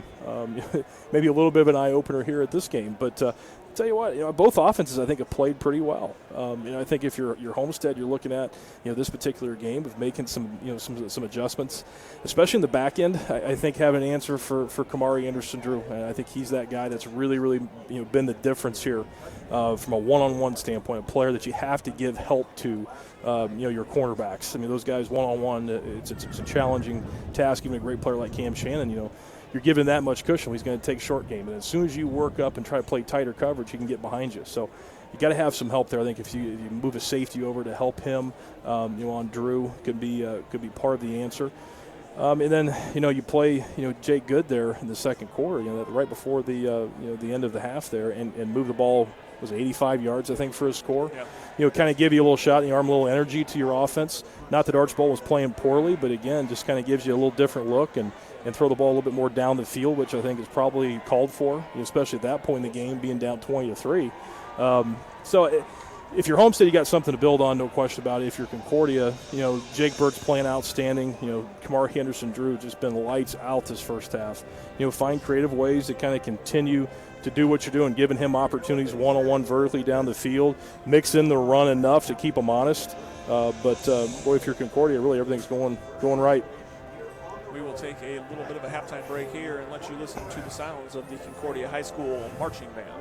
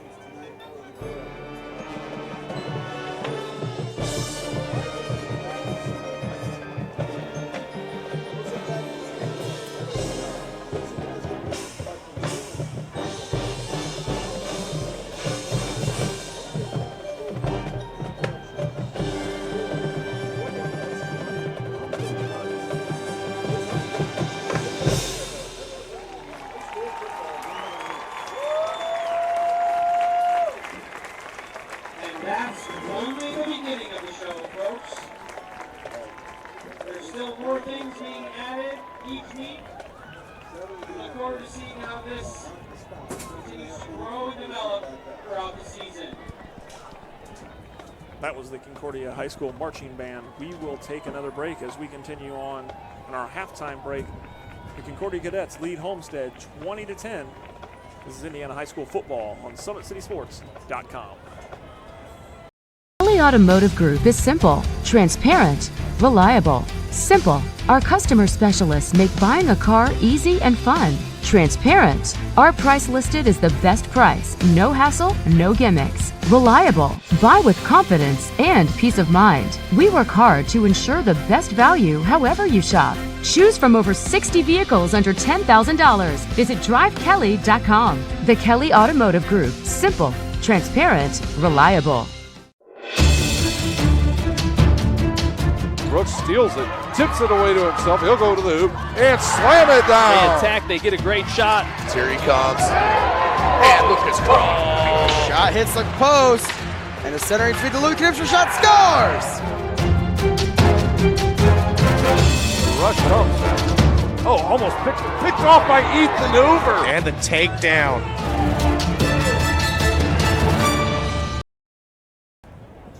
Welcome back to Zollner Stadium, home of the Concordia Cadets. We're at halftime here. A couple of other area scores of note at halftime.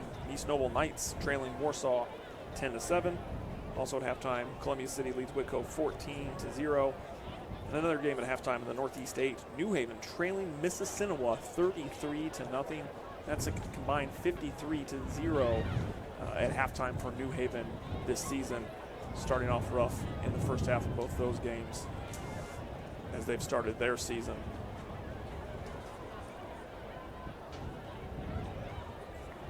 Today's broadcast is brought to you by SummitCitySports.com.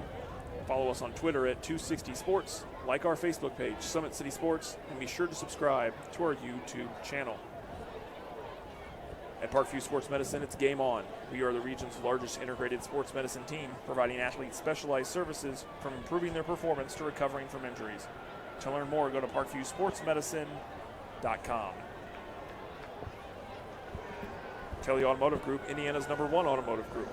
With over 1,000 new vehicles and 500 pre-owned vehicles to choose from, visit drivekelley.com. Simple, transparent, reliable. The world is waiting for you to make a difference in a way that only you can. Discover your strengths at Indiana Wesleyan University's residential campus in Marion. Visit indwes.edu and call to learn more about becoming an IWU Wildcat. Big Eyed Fish has been around the Northeast Indiana area for generations. Like their Facebook pages for updated promotions. Enjoy the best fish in Fort Wayne in a family-friendly environment at Big Eyed Fish. At Parkview Sports Medicine, it's game on. We serve every level of athlete with our integrated sports medicine team, including the region's only specialized athletic rehab. Learn more about our services by logging on to parkviewsportsmedicine.com.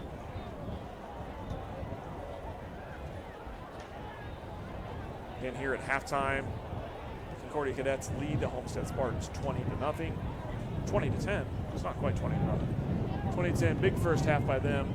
Homestead comes back, scores there towards the end of the first half at the closing minute. Luke Goody to Trevon Taylor, picking up big yardage on a big gain, and then eventually for the touchdown, finding back 20-10. Both these teams were victorious in their first week.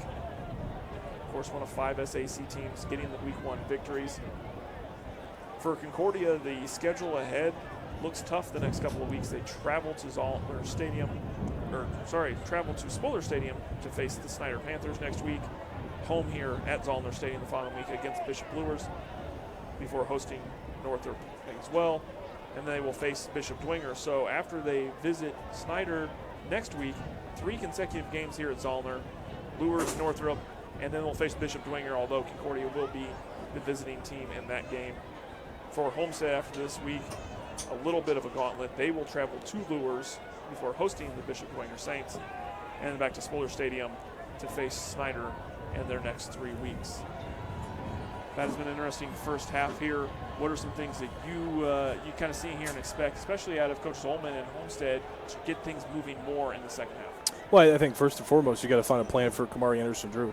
Playing some defensive looks that can really help out the corners with that player one-on-one. Like I mentioned, right at the end of the second quarter there, he's really been the difference maker. And really, from an offensive standpoint, you look at going back to good, because he did give you that little bit of a spark, in the passing game. You've got great outside weapons with Little and Trevon Taylor to get them involved. Is he the quarterback you want to go with to get those guys and get those elements going into your passing game and into your offense? So, it's really interesting discussion I'm sure both teams had to have, because if you're Concordia, you're ecstatic in how you're playing. You're doing really everything right. Again, Homestead had a great, right before the half, that great 2-minute drill that they ran to put points on the board. But again, other than that, well, you couldn't ask for much more if you're Concordia, so really more of the same. You got to expect some type of adjustment that's going to be made if you're Concordia to bracket Kumari Henderson, Drew. Maybe it's a thing you've got a plan B of maybe moving him around from slot to outside receiver, getting him involved in the passing game a lot of different ways. But certainly more of the same if you're Concordia. Try to get him involved, because he is a difference maker at this point in the game. Absolutely been a huge game for him. We're going to take one more quick break. When we come back, it'll be the second half of action. We're here at Zollner Stadium as the Concordia Cadets lead the visiting Homestead Spartans 20-10. This is Indiana High School football on SummitCitySports.com. A running play coming home. From the crucial plays to the highlight of the game to the victory celebration, we are there. Summit City Sports isn't just a business. It's a group of companies investing in the youth of Fort Wayne athletics. It's because of Parkview Sports Medicine, because of Kelley Automotive Group, Indiana Wesleyan University, and Big Eye Fish, that we can produce our broadcast viewed by hundreds of thousands in Northeast Indiana and beyond. Support Summit City Sports. Become a sponsor. Join our winning team today. Who are you playing? Robert Morris, Illinois. Indian high school football here at Zollner Stadium. Concordia leading Homestead 20-10. We're getting ready to start the third quarter. Great football action here to start week number 2. A lot of good games around the area. A lot of good games around the area all season long. And, of course, all weekend long here in the Summit City. St. Francis, home opener tomorrow against Robert Morris at 6 o'clock. I think you'll be there, right? I will be there, yeah. I'll be there. Yeah, we're looking forward to it. It's been, not really a long off season for us. We've been fortunate enough to play late in the year, and this is an early game for us, August 25th start. But kind of thing we needed to do to fill the 10-game schedule. Robert Morris, for us, kind of unique situation. They've been a playoff team, previous – or 2 years ago they were a playoff team. Really had an outstanding year, won the western half of our conference. Then last year had kind of a weird year being a 2-7 team. So we're not real sure what we're going to get. A lot of new faces and names on the roster. So, from our standpoint, it's tough going into a game a little bit blind. Actually, a new defensive staff to put on, put another extra element to our offensive staff that we've got to concern ourselves with. So, we're going to be we have to make some quick adjustments in this game, I think, from an offensive standpoint. But looking forward to it. Our guys are excited. We've got some great players, great local players from the Fort Wayne area on display tomorrow. And, again, we love to have fans to come out to see the home opener at Bishop Darcy Stadium at 6 p.m. tomorrow. Again, 2-time defending national champions, back-to-back national champions, USF Cougars tomorrow at 6 p.m. and right here in Fort Wayne. And that's Pat Donnelly. He's the offensive coordinator for the St. Francis Cougars, joining me here tonight at Zollner Stadium. Very high-level football played. If you've never been to a St. Francis game, get out there and play. Very high-level football played, as you mentioned. Back-to-back national champions. Nothing to, scoff at all. Yeah. Out there, and USF is great football to watch. I can't quite get as excited as Summit City Sports broadcaster Tim Atkinson would say Cougs. I don't think anybody does. No, I don't think anyone does. But great football to be played tomorrow, and the home opener for the 2-time defending national champions. So if you need something to do on your Saturday, or if you don't need something to do, if you need to replace plans, you're supposed to go to the in-laws, need something else to do, supposed to work, call in sick, whatever you got to do, get out to Bishop Darcy Stadium. Some great action against Robert Morris. We're about a minute to go here to kick off the second half of action. Homestead will receive the kickoff to start the second half, trailing 20-10. And it's got to be a little bit of a surprise if you go only by the numbers. By the numbers, Concordia did win 42-0 last week. It was against a Southside team that is going to struggle to score most of the year against most teams. So we didn't really know what we learned from Concordia if you only looked at the numbers and you didn't see them play. Homestead, I did see play last week. They looked fantastic. So going into this game, I would have definitely thought that Homestead was the favorite, but Concordia has moved the ball tremendously well and worked the outside angles. Yeah, absolutely. And again, just a great mixture of what they're doing, run and pass. Getting something that you have to be able to do at any level of football. You've got a great, talented player. Even if he's a perimeter player, he's a receiver, you got to find creative ways to give him opportunities. And I think Concordia is just an outstanding job. You get full marks to Jake Bird of making the throws and making good quality decisions, even sometimes under pressure with some of those blitzes that Homestead threw, but made throws. And again, Kumari Henderson drew. I can't say it enough how much of an impact he's made in this game. And again, it's just going to be one of those things. You're going to be anxious to see how Homestead's made adjustments, which they certainly have to in the defensive backfield, and how to handle him. But again, it's been a fun game to watch. I tell you, two great offenses, and really impressed with the defensive side of Concordia playing as stout as they have against a high-powered offense like Homestead. So this is going to be a great half. This has been a fun game to watch, one of the best games I've seen in some time at the high school level, and anxious to see the second half. It'll be Cam Shannon and Conrad Kaizai back to receive for Homestead, but if Concordia kicker Mason Kaczynski is consistent, he will not give that ball to Cam Shannon. So he will kick off to start the second half, and a big, important drive for Homestead. That kick will go to Cam Shannon. He'll field it at about the 16-yard line. He'll cut up to the left side, find the edge. Look at him, on his feet still. There's a little subtle adjustment there for Homestead and the special teams. They stacked Kaizai and Shannon together there, and they're kind of looking to see where the ball was kicked, and Shannon kind of swung around to where the ball was kicked, and Kaizai was the lead blocker on that to give Shannon an opportunity to touch the football, because Concordia certainly has been kicking it away from him all evening. About 18 yards on the return there for Cam Shannon. He averaged 38.7 yards per return last week in his 3 returns, total of 116 yards. That's why Concordia has tried to keep the ball away from him. For good reason.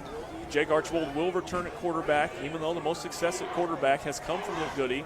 Archibald, the dual threat, can run that ball very well. We've seen that in the first half. A lot of good options for Jake Archibald in the first half.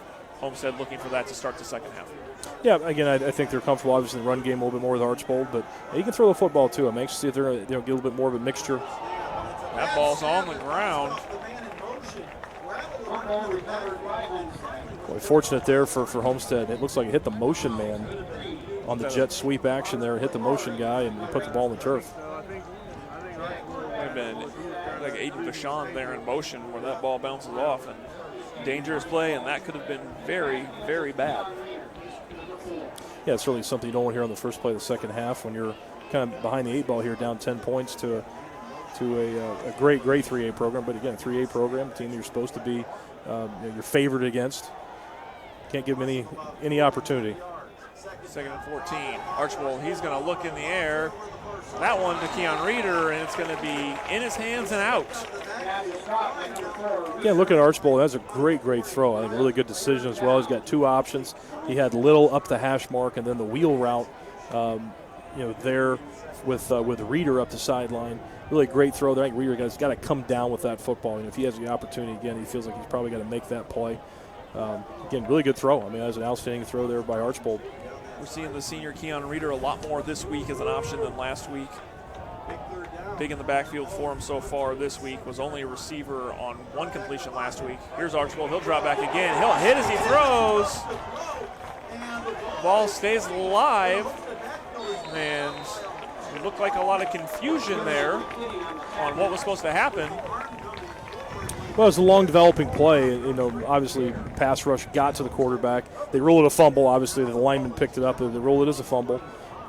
Just a long developing play. Again, you're in a situation 3rd and extra long. You got to take the ball down the field, and again, protection just didn't hold up enough. It was a tough situation. Again, you had that botched, play action fake or jet sweep, whatever it was. That motion man knocked that ball loose to make that a 2nd long, then the drop ball, then a 3rd long. Really puts you in a situation that's tough to convert that situation. Senior Evan Query picked up the fumble there. Here's the punt back. Fair catch there, right at the 50-yard line, but he dropped the ball. I believe he recovered the ball. No. recovery there for a Homestead. Not real sure how they got onto that ball because it really looked like Concordia recovered that fumble. Yeah, you get those bottom of the piles, you never know what can happen. But yeah, just looks like he had those elbows just open up as he was catching that football on the punt, just squirt right through. And looks like the return guy got on initially. Again, Homestead Spartan got there pretty quickly and just ripped that thing loose. So heads up play there by the punt team there for Homestead, and get the ball back, and you got to make something happen here. Absolutely. Archibald gets a break. Spartans, he'll take it. He'll fake the handout, keep it, but he is stopped. Jake Archibald keeping that one, but nowhere to go. Yeah, another misread there by Archibald. That's the play again. You can give the football or keep the football based on what the unblocked defensive end does. In that situation, again, kind of bending down the line of scrimmage. You want to give the ball to your back there, let him take the ball in the sweep. Liam Fletcher there making the play. Archibald again here, 2nd and 11. He'll take the snap. Look, the screen pass there. Looks like Griffin Little. He'll break away for a couple yards there. Great extra effort there from Griffin Little. No question. Again, Concordia really had that play dead to rights, and that's just an effort play there by Little. Big, physical, strong guy. Get the ball to in space. He can break some tackles of smaller, corners and safeties. He's a tough guy to bring down. He certainly provided a little physicality after a play that really was defended very, very well. Archibald will stay in the shotgun here. 3rd and 6. Ball on the 49-yard line of the Cadets. Homestead looking to get a first down. Great throw there. It's going to be Little for the first down from Archibald. And taking what's available. Smart play call. We have a philosophy at St. Francis: go where they're not. If they're going to give you short, controlled throws, take them. If you get press coverage, you want to take the ball down the field a little bit. So Concordia's playing more of a passive look in the back end, giving those quick throws, those hitch routes to the outside receivers, and Homestead's doing a great job of taking what's available. That's what Homestead did a lot last week. Their longest pass last week, just 22 yards. Archibald's going to roll out this time. He's going to look to Trevon Taylor down around the 20-yard line. Just, again, another just quick play, but we do have a flag on the far side. This is looks like the line judge getting if maybe it's a neutral zone infraction here. Hands to the face maybe here. Take a look back here, Pat, on that fumble recovery there on the punt. Ball just kind of squirts out there. Yeah, you tell those punt returners, try to get those elbows nice and tight so you can make that nice basket to catch the football with your body. One of the few times you tell someone to catch the ball with your body is those punt returners. And it's one of those things, you make a little bit of an error there, that ball shoots out between your elbows. There'll be a personal foul call against Concordia and another huge mistake that gives Homestead great field position. Yeah, an executed play there, a little rollout again, Archibald, strong suit, get him on the move. A little sprint out pass there to Trevon Taylor, really well executed. This ball will be 1st and goal from the 10 now. Just take a look out here, Dan. Now Concordia is really overplaying slant now one-on-one with Taylor. So you may have a fade opportunity. The jump ball fade here with Trevon Taylor on the outside down here at the bottom of the screen. Taylor been really efficient, but they cannot forget about Griffin Little, who was the big target last week, over 100 yards receiving on 7 receptions. There's Archibald in the shotgun. He's going to look for Taylor. Taylor, no. They're going to say no. What a great effort against this. One of those things just ran out of room over there if you're Trevon Taylor. Ball gets tipped up. What a great catch. Again, just couldn't get that 1 foot down. Another one-on-one route there. Very little out route. Again, really Concordia's guarding that slant route that Homestead scored on right before the half. There's that pass there on the slant there, and Taylor just right there. Oh, so close for Trevon Taylor. Now he's a young man, Dan, with just great ball skills. Just great hands, great body control for a big, long receiver. Archibald's going to look back in. He's going to be punched out of the pocket. Big hit. That's Liam Fletcher coming with a huge sack.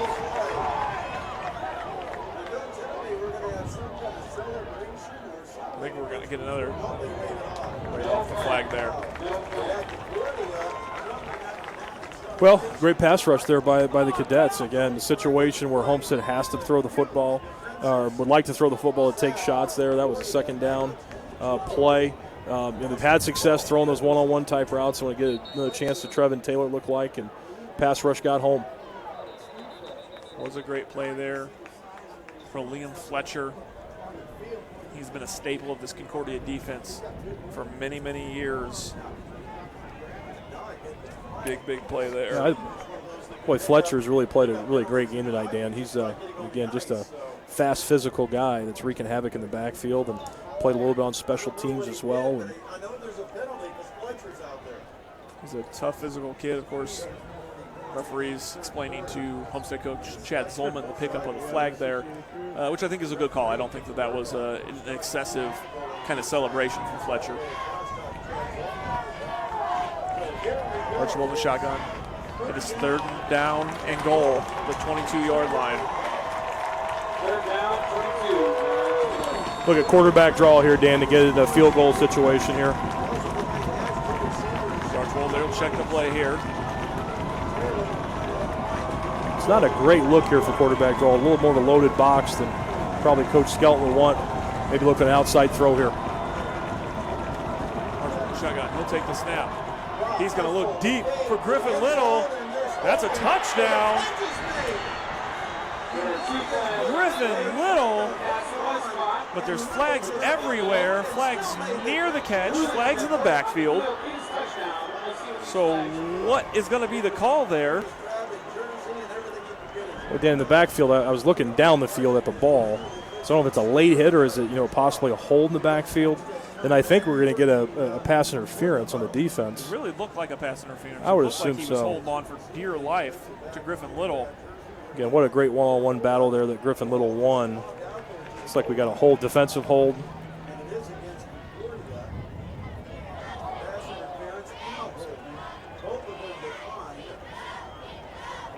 Is it? I'm not sure what's going on. Griffin Little's questioning what's going on. They pointed both ways at Concordia. I wonder if they're offsetting here. They just pointed the wrong direction. Should be a touchdown, obviously, for both infractions on Concordia. Maybe it's a holding on the offense. We'll take another look at that play real quick here. And I did not see the backfield, Dan. I was watching the ball. Like a hold there. Yep, there it is, right there on Fletcher. Fletcher got held. Really great pass rush move there by Fletcher. That tackle just kind of had to tie him up to not get to the quarterback. Really great one-on-one play there by Fletcher. That's a good call. That's a hold in the backfield, no question about it. And the defensive hold on the other side. So offsetting penalties, we'll do it again. Here we go. I think they'll go right back here to Little. Might as well. 3rd and 22.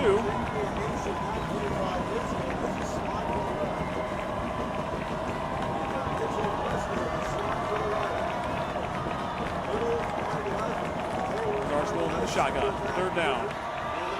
Won't get hit. No, bounce off it. He'll look deep. That's got to be a pass interference. Wow. What a catch. Trevon Taylor goes up, makes the play anyway. Huge touchdown for Homestead, and great job by Jake Archibald to avoid that sack. There's a lot going on that play, Dan. I tell you what, Fletcher just makes an unbelievable pass rush. It's identical to the previous play he did on the boundary side, on the left end spot. Ran the same pass rush move, kind of out or up then under on that offensive tackle. Gets in the backfield. Archibald sheds the sack, which is an unbelievable play on his part. Then really kind of throws a prayer up to the long receiver, Trevon Taylor. Goes from high points of football in traffic. That might be a play of the night somewhere.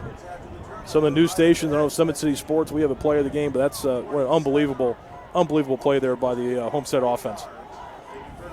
The extra point is good. What an outstanding play. We got to see the replay on that, Dan. That's a good one. Let's take another look at that one. Again, you can see Fletcher really making a great pass rush move here at the left end spot right there. Getting in the backfield, Archibald breaking the tackle. Then really kind of throwing the prayer up. One-on-one opportunity, give it to your big receiver, let him go make a play. Unbelievable. Big catch from Trevon Taylor, and you said it. He's a smart football player. He's a smart athlete and a smart kid, too. I think he has offers from 6 different Ivy League schools at this point. He's got opportunities. They don't offer scholarships in the Ivy League, but he's got opportunities to play football there. It's an expensive bill to go to those big Ivy League schools. But, yeah, he's a player that has opportunities at great academic universities and just an outstanding player. We're fortunate he's visiting us tomorrow, which we're excited about. He's an outstanding player and a young man, and he's you can tell just the great history of receivers here at Homestead. We've been fortunate to have a few over the year. A guy like Seth Koch played for us, now playing the CFL up in Ottawa. Played at Homestead. Those big, long, great ball skill receivers that can go up and get the football, and Trevon Taylor is certainly that. And again, I think Griffin Little is emerging into a superstar as well, only a junior. The kind of similar type player as that big physical guy. Tell you what, he runs very well for a big guy at 6'3", 210, can play a little tight end as well. So I think these weapons on the outside for Homestead could be the difference maker, be difference makers here, and they certainly have been here in portions of this game. Now into 2017 game, really going to be interesting here moving forward. Here's the kickoff. Fielded there, the 18-yard line. Right up the middle. Great move up the middle. That looks like it was number 2, Joseph Chandler. And a huge return and a big answer to that Homestead touchdown. Yep, Concordia's done a great job all evening really answering big moments for Homestead. Homestead did a great job of controlling the clock. Again, they were the benefit of the muff punt to regain possession. Concordia hasn't touched it yet in this third quarter, which I think if you're Homestead, that was part of the game plan of controlling the clock, maintaining possession, being methodical with your approach and your offensive drives, and they certainly had to get a score. Now it's Concordia's turn. How do they answer? Jake Bird will start in the shotgun. 7 minutes remaining in the third quarter. 1st and 10 from their own 42. That last play or last drive had a lot of stuff going on in it. Concordia looking to get down the field a little bit cleaner. Here's Bird. There's a completion there for a couple yards, but not much there. Going there to Tyler Grossman. Didn't take what's available. It looks like, again, one play here. They're playing a little more passive look on Kumari Henderson. Drew playing a little bit softer so he can't get behind him. But it may be a situation that gets some quick game to him, give him a chance one-on-one on the outside. Kind of what Homestead did there with Taylor and Griffin Little on the hitch routes and things of that nature. We haven't seen Cam Rogers in the game much there. Comes in there for the second hit to stop that pass to Grossman. 2nd and 5 here from the 47. Bird's going to keep it himself there, and he's going to be close to the first down. Again, good play call there. I'm kind of watching the game plan on the back end of how Homestead's going to defend Anderson Drew. Now they got a corner in his face and a safety on top, which is something that I would definitely consider. That was the 2nd down look there that they gave Concordia. Here on 3rd and short, again, we've seen Concordia hit the edge with speed option. Maybe some type of quick throw here. It's a good 1 yard. Probably out of sneak territory, so it's something more of a traditional play here on this 3rd and 1. 3rd and 1 from the 49. Bird in the shotgun. Amir Drew lined up behind him here. They'll give it to him. They'll push hard there. Looks like Amir Drew will get that first down. It's close. Be interesting what the spot is. Boy, it looked like he got it from our angle here, Dan, but of course that line judge is the decision maker here. Making another measurement here. That's right at it. Be the second time we'll see a measurement here tonight. Of course, the first time was Homestead, and it was just short.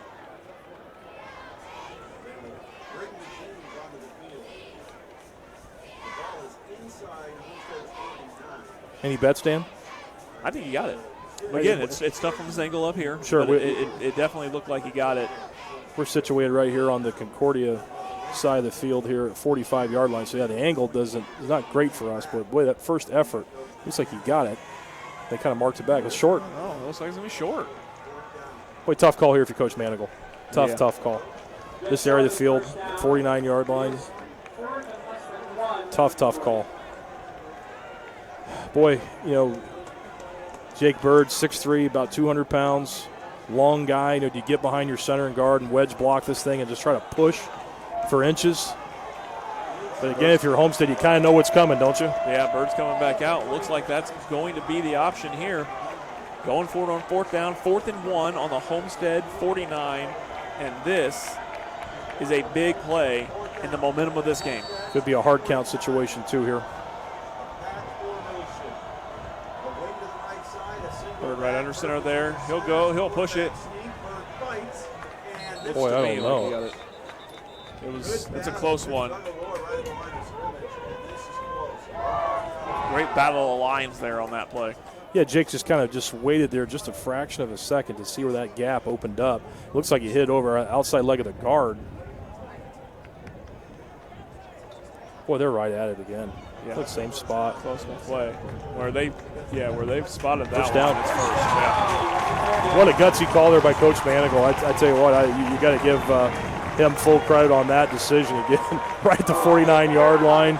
Again, you're a spread offense. You're not a mash, two back, two tight end type of team. And boy, you got a big long quarterback, and he did a great job having a little bit of patience there on that quarterback sneak and find that little space. Went from about the 49-yard line to about the 48.5-yard line, but that's all you needed.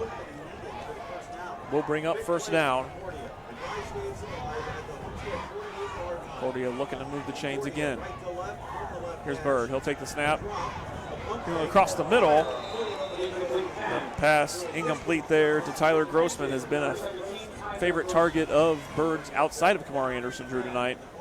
That was a concept they ran a couple of times in the first half where they threw the ball actually to Kumari Henderson Drew, who was open again. And again, they're playing a little more passive look. It seems like first down, kind of playing a little bit softer. Maybe second, third down, they're going to give a little more of a cover two type look where the corner's up in Drew's face and playing a little safety help on top. I think if Jake had that one back, he'd work back outside there to Kumari on that crossing route. We'll bring up 2nd and 10. Bird's going to go to the air again. There's the blitz there, and Bird's going to escape. Big block, and Bird's going to take off out to the right side, and a first down for Jake Bird. Boy, much like Jake Archbold earlier, really defeating the tackle there of the backfield of the sack and making something happen. Jake Bird really showing some athleticism and elusiveness to break that tackle in the backfield and get a huge play. Boy, these quarterbacks, all three of them that have played, including Good as well, have been fun to watch. You see Bird there again, just avoiding the contact in the backfield. Tell you what, it looks like Cam Shannon got away with a little bit of offensive hold there. Looks like Drew was going to work back out on a scramble drill there and got away with one there. On the snap there, drop. Bird's in trouble now. Avoids it again and still finds a target. Another great job by Jake Bird to avoid getting hit. Yep, Jake's an elusive guy, and again, this is something he can do. He's 2 plays in a row now. He's extended the play, gotten out of harm's way, extended the play, and made something positive happen down the field. Amir Drew there on the reception. It's going to bring up 2nd down and about 2 yards. Concordia on the Homestead 24. Threatening again, looking to answer back here in the 3rd quarter. Again, this is just the drive that Concordia needed and wanted with the situation. Homestead coming out and scoring the first possession of the second half. Got to come back and answer. Even if you don't get points here, you're taking time off the clock, you're moving the football, playing extremely well. Snap. He'll hand it off to Amir Drew. He drops the ball, but I think he got it there at the 25.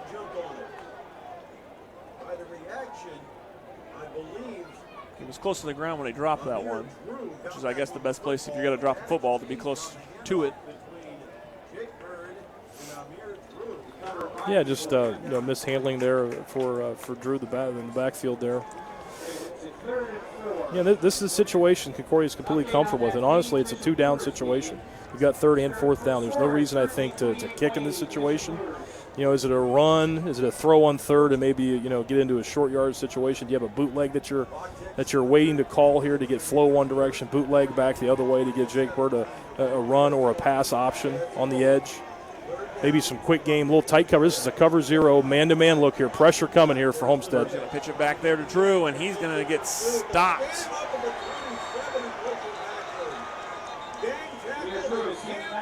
Great play for Homestead in that defense. Kai Johnson in on the first hit there. Yeah, that was an all-out blitz there by Homestead. Again, really kind of gambling there and coming after Concordia there.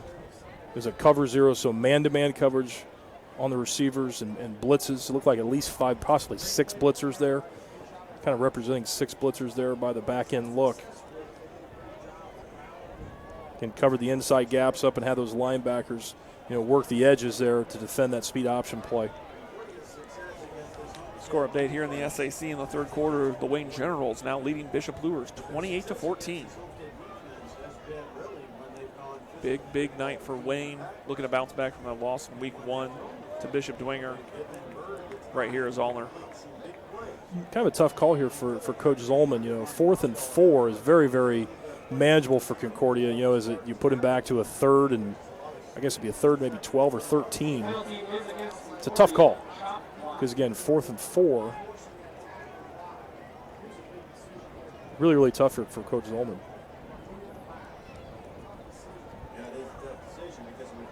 Also in the SAC right now, Northrop in the third quarter leads Southside 21-0, and Bishop Dwenger a 22-0 leader over Northside.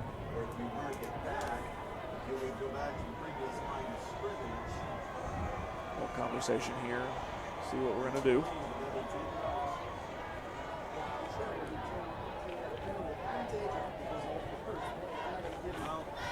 Third and 4.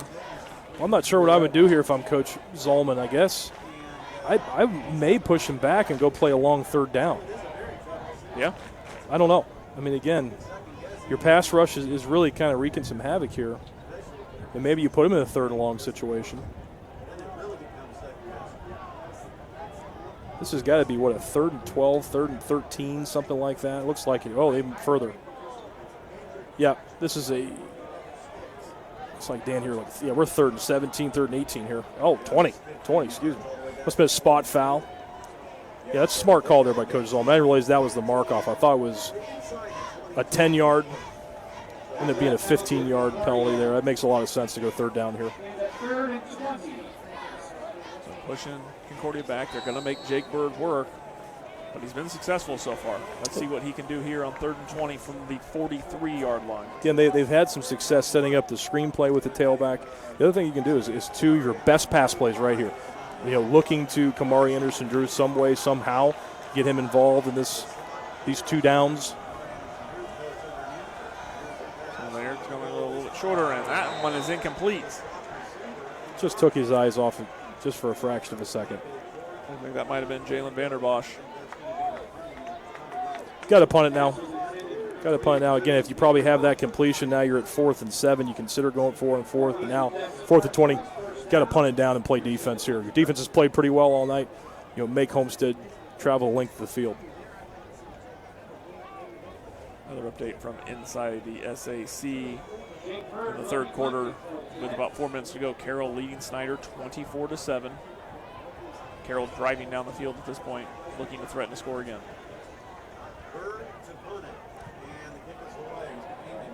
Big punt. Judgment call now by that line judge and where it went out. Looks like right at the 20 there, Dan. Good punt from Jake Bird. And will force Homestead to move that ball down the field now. It'll be interesting to see what Homestead goes with. We saw at the end of the first half, Luke Goody very successful at quarterback. It's like Luke Goody in there again. Jake Archibald started the second half very strong, but Goody will come back in now.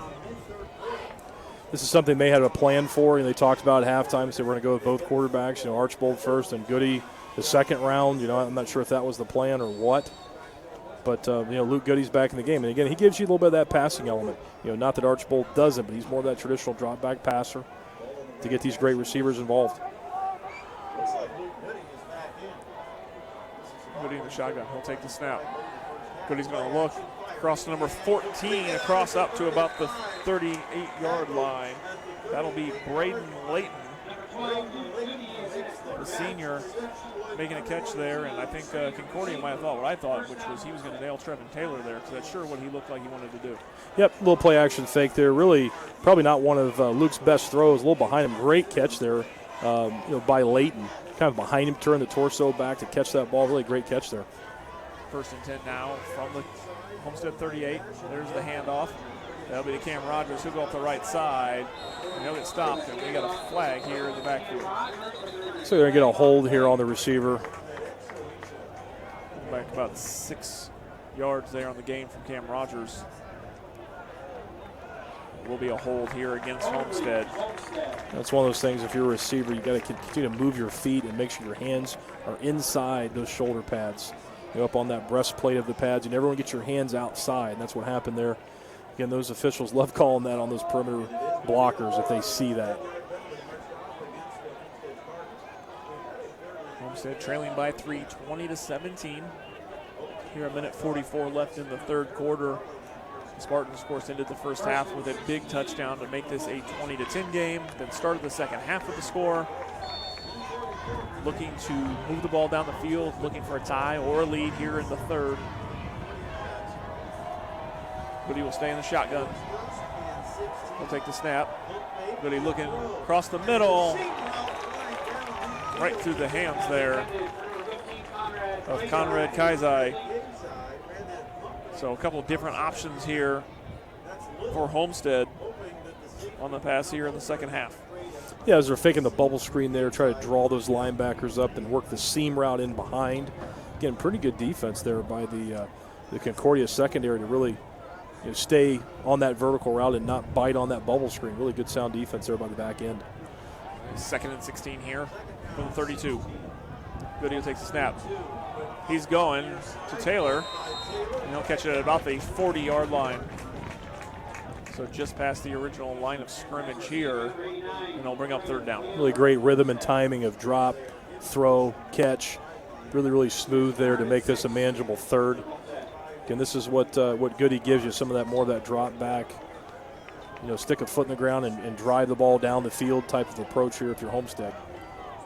3rd and 6 now for Homestead, having to make a play here to get this first down, though we've seen already they're not afraid to go for it on 4th down. Just here the Spartans got to be hoping that you don't get to that situation. Goody in the shotgun, he'll take the snap. He's looking again, across the middle there. Looked like Keon Reeder, no, it was Griffin Little there. Across the middle and kind of threw the ball behind him. Yeah, it's one of those things just off the target a little bit there. Little really found a window there in the zone on that curl route, and Goody just missed him slightly to the outside. Decision-making time for Homestead. 4th and 6. They've not been afraid to go for it on 4th down, but they are on the wrong side of the 50-yard line here. Ball on their own 41. Looks like they will punt this ball.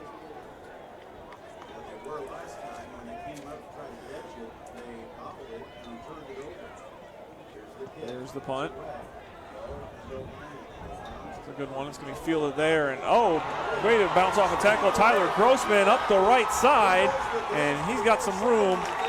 Great play by Tyler Grossman. Yeah, heads-up play there by Grossman.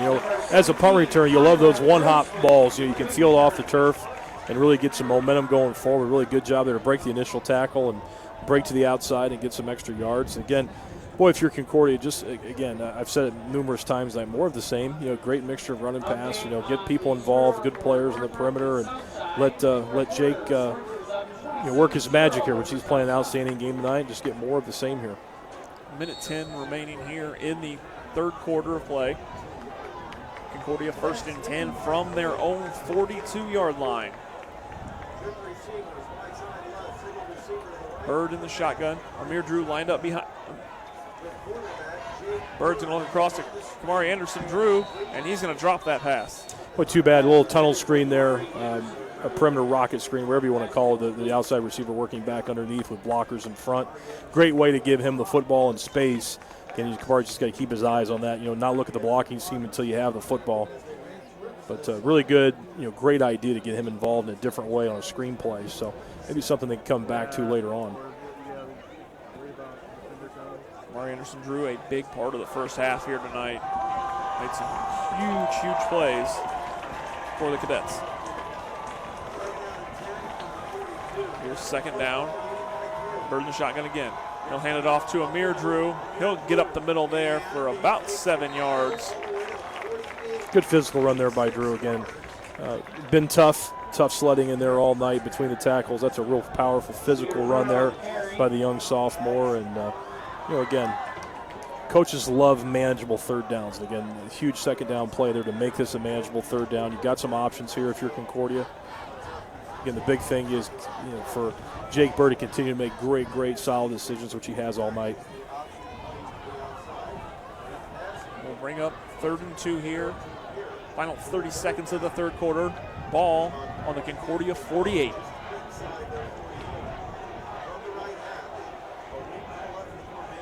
That ball, the snap low. Bird's going to pick it up. He's pushed out of the pocket. He's going to be running around. He's going to go look deep. That ball is complete to Kumari Henderson Drew, but there's a flag in the backfield. It's a shame this is coming back as one outstanding play. Jake Bird, Kumari Henderson Drew. Great extension of the play by Jake Bird. What a great catch by Drew. It's a shame it's coming back because that was a lot of fun to watch. It may come back, but we're going to look at it one more time here. Low snap there. And Jake's just done a great job all night doing this right here. Extending the play, getting outside, making something happen, and give your great player an opportunity one-on-one. And what a great individual play there to go back and high point the football in traffic. That's what that guy does such a great job of. Great pass. Bird, great catch. Kumari Henderson Drew has just been so impressive tonight. Outstanding player. He's a guy that's got a bright future. Just been outstanding all night. And Jake has too. Jake Bird is, again, I've said it before, I've seen Jake play quite a few games in his career. I think this is his best he's ever played, the best game I've seen. And again, it's not just the throws, it's the decision-making too. Absolutely. Not knowing when to not force a football that's not there. And again, you can see these plays he's extending and making some decisions when, plays are kind of breaking down. He's extending them, but he's making good, solid decisions with the ball. Not throwing across his body, not throwing into traffic necessarily. And again, understand you've got a great one-on-one player like Anderson Drew that you can throw the ball up to. So, again, I've been very, very impressed with Jake Bird tonight. And, again, I think this is a film, and, again, I'm obviously a college recruiter. This is a film that Jake Bird need to put together. And I'm telling you, it'll be a lot of college coaches that have had him on their list because he's a great physical talent that need to see the type of throws, the decisions, the extension of plays that he has done tonight. That's very, very important for his future as a college quarterback. So really proud of him, really happy for him. That'll take us into the third quarter. We'll take a quick break and be back with you. Indiana High School football on SummitCitySports.com.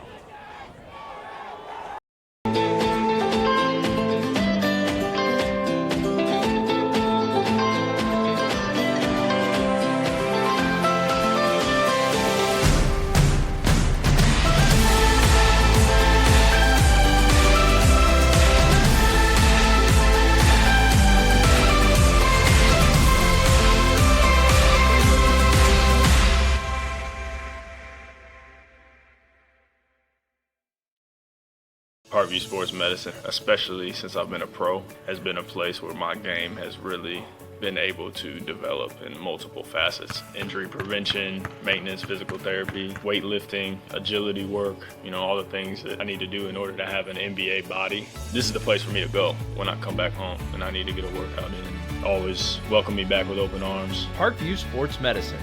Game on. Back to start the fourth quarter here. 3rd and 4 for Concordia.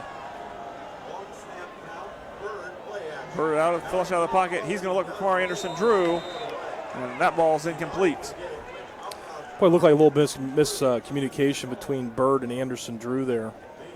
It looked like Kumari was running a double move there, a little stutter and go or hitch and go, and Jake wanted to throw that thing quick to him. Boy, is Coach going here, or do you punt it away?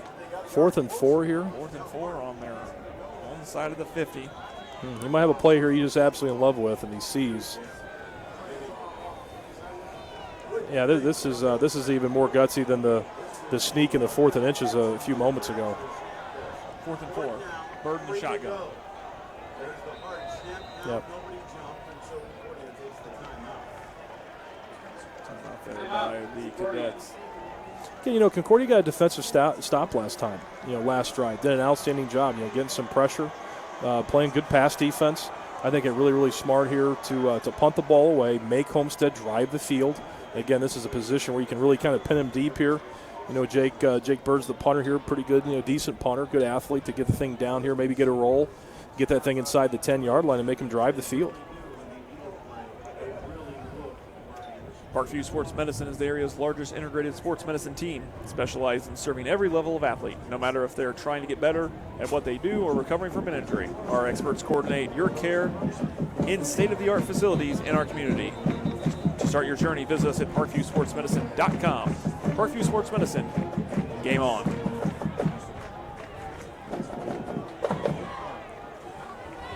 Here we go now.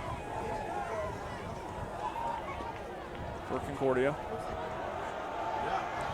Still going to go for it here. It's like he might have an option here of quick kick or go based upon the look. I'm guessing he's going to punt this thing down here by alignment. Quick kick. Yeah, absolutely. Makes sense. Great decision. This is going to roll nice for him.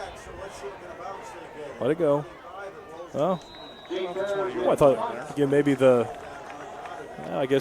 a hard surface. I didn't walk down there. Did you walk down there, Dan? Well, that thing did not get a great roll for Jake there. I thought I was going to hit that kind of mud surface there and roll. Did see the Homestead coaches walking off before the game. They didn't seem to like it very much. No, a little different than the plush field turf on the southwest side of town, that's for sure. It is, absolutely. Yeah, it's a nice benefit to have that, especially, it's been a rainy August. It's been an odd month of August here with the weather. It's like in a second spring. There's Archibald in a QB again for Homestead. First and 10 from their own 20. Archibald. Hand that ball off to Cam Rogers. He's only going to gain a couple yards there. He's going to fight his way for about a 2-yard gain. Well, again, I've mentioned his name before, but Liam Fletcher just had an outstanding game tonight. I mean, he's wreaking havoc. He penetrates upfield, really causes that ball to bounce outside, where your linebackers can now run that play down. I mean, he's been an X factor all night with pass rush and doing subtle things, even the run game like that. 2nd and 8 from the 22. Archer will take the pass. Snap and roll off to the right. You throw that ball. That ball is going to be incomplete. Intended for Trevon Taylor. It's one of those plays that have been good to them all night. The sprint out pass, working Trevon Taylor vertically, then slamming on the brakes and working back to the ball in the comeback route. Just a little bit off target there. A couple of scores outside the SAC in the Northeast 8 after 3. East Noble trailing Warsaw 10-7. Also after 3, New Haven trailing Mississinawa 37-0, and Leo trailing Angola 12-0. Here's 3rd down and 9. Archibald rolling out to the right, trying to get away from Fletcher. He'll make the throw. That pass is a catch. Great catch from Trevon Taylor. Great job by Jake Archibald on the run. Yeah, when the game matters, when the game's on the line, you've got to have a great drive here behind 3 points in the 4th quarter. You go to the guys that have gotten you here. Trevon Taylor is one of those guys, the go-to player, the guy you're going to work one-on-one, let him go make a play. What a great catch, low down by the knees to make that play. Just great ball skills by Trevon Taylor there. 1st and 10 now for Homestead from their own 35. Just over 10 minutes play in this game. Archibald will drop the snap there, and he's going to have to move. He'll run out of bounds there. He'll lose about 2 yards. Again, Liam Fletcher, he's just in the backfield time and time again, whether it's a pass rush move or in the run game, just wreaking havoc. He only has 1 sack today, but he absolutely has been a game changer, getting in on every play. It gets one of those things you don't necessarily see in the stat sheets, but he's forcing plays outside or a scramble drill situation, breaking the structure of the play up and the timing of it and the execution. So he's doing those little things very, very well. 2nd and 13 for Homestead. Archibald back. He's going to look for Taylor again. That one's going to be incomplete. Getting that one-on-one route, a little speed out there to Trevon Taylor, just off target there, a little bit low. It's a tough catch out of that break. Ball's got to be delivered well above the waist of the player on that type of route because it's a quick breaking route. It's a tough one to catch down low. Trevon Taylor has been a big target for Homestead today. We haven't seen Griffin Little as much as we did last week. Also haven't seen Cam Rogers used as much as last week. So definitely a little bit of a different look for the Spartans than we saw last week against Northrop. Brings up 3rd and 13 from their own 32. Archwell will take the snap. He's going to look for Taylor again, just over his head. Good throw, just a little bit too far for Trevon Taylor. Again, just missed Trevon Taylor there, and I tell you what, that was a good adjustment Homestead made. You know, we talked about Liam Fletcher wreaking havoc in the backfield. They doubled him that time. Had the guard and the tackle, you know, work to double him and really give Archbold a little time there to throw the ball down the field. That's something to look at maybe going forward here late in the fourth quarter of negating some of that pass rush that Concordia has really kind of wreaked havoc with most of the evening here. So this is a huge, huge possession for Concordia coming up here, Dan. If they can get points here, this may be one of the biggest upsets we've seen in a long time. Griffin Little back to punt for Homestead. Good one. High in the air there. Oh, out to the right side there. There's room. Great return from Tyler Grossman there up the right side.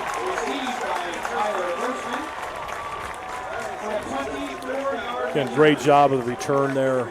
Again, that's a 20-yard gain on that situation. That's one of those plays you see so many times in the high school game. And again, you don't have a lot of time with your players. You see those balls hit the ground and roll, and you lose valuable field position. That's a great job by Concordia's staff of emphasizing fielding the punt. Whether it's a fair catch, whether you get an opportunity to return it, but that could have been a 30 to 40-yard field position game. If that ball rolls down at the 15, 10-yard line, now they're sitting here at the 46-yard line. I mean, it's an unbelievable job of just a little detail of fielding that ball and putting your offense in an advantageous situation with field position.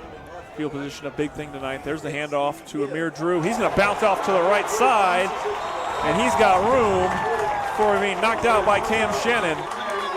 Great run by Amir Drew. And a patient run by Amir Drew. Kind of letting the blocking scheme develop. You know, bounce to the outside. That was the path that he had to take to the outside. Older brother, Kumari, out there throwing the block. Really, really good job there of being patient, seeing the blocking develop, and getting north and south. Great job, Amir Drew. 10 minutes remaining here in the game. Brings up 2nd and 2 from the 38-yard line for Concordia. Again, a score could be a huge difference maker. A touchdown puts Homestead in a really difficult situation. Bird's going to get back. He's going to throw across the middle. That pass going to be incomplete. Really well defended there by Cam in the middle. You know, Cam is one of those guys, again, has played safety. He's played outside linebacker, now playing Mike linebacker in his high school career. Has that great ability to be a great pass defending inside linebacker, and great coverage there on that little square cut there by that inside receiver. Linebacker Nick Martin also right there for Homestead. That pass intended for Jaron Kindig, the junior. Looks like a man coverage look here from Homestead. It'll be 3rd and 2. Bird's going to drop back. He's going to look for Kumari Henderson Drew, but it's going to be well over his head as he was under pressure.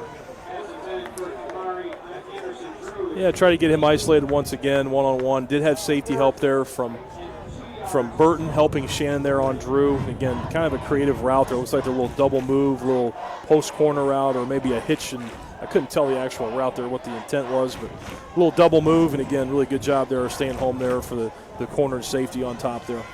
Another big 4th down decision. We've seen a lot of those today. And for Concordia, big opportunity if you can get this first down, but Homestead needs a big defensive stand. A little stack alignment here with Kumari Henderson Drew. Maybe try to get a little pick route with shallow cross. Go back and throw it to Kumari Henderson Drew. First down, but there's flags on the far side of the field. I think it's legal formation, Dan. I did not see one of those receivers on the line of scrimmage. It appeared at least, or maybe from my vantage point, it's a little bit off. They just seemed to be in a straight line there. There wasn't a designation of who was off or on. I think it's a legal formation from my vantage point. Now you got probably punt it now, I think, for Coach Manigal. Yeah, absolutely there. Yep, legal formation.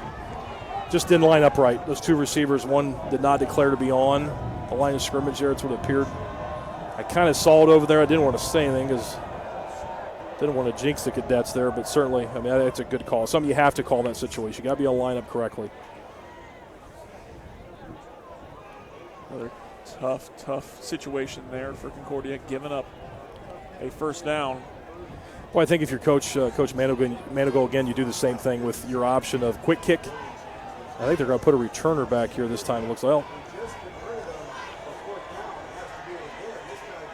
Looks like they may. Looks like a little bit of confusion there for Homestead, who's coming in. Well, let's make sure they have 11 out there.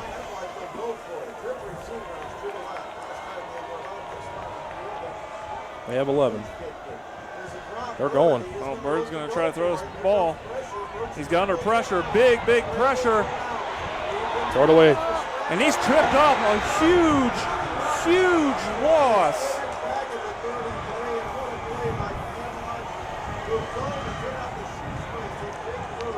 Wow. Again, that's the play that Jake just can't make. That's a play that, in that situation, you can't lose 20 yards of field position. I know it's fourth down. You want to make something happen. He's done a great job of extending plays all night. That's one you just got to throw away. Got to throw away. Again, give the ball back to Homestead at the 40-yard line. You can't give him now the ball in plus territory at the 35. And that's a big swing of field position. Again, Jake would definitely, it's a learning moment for him. But, Homestead right here in business to take the lead. Huge field position here, 1st and 10 from their 33.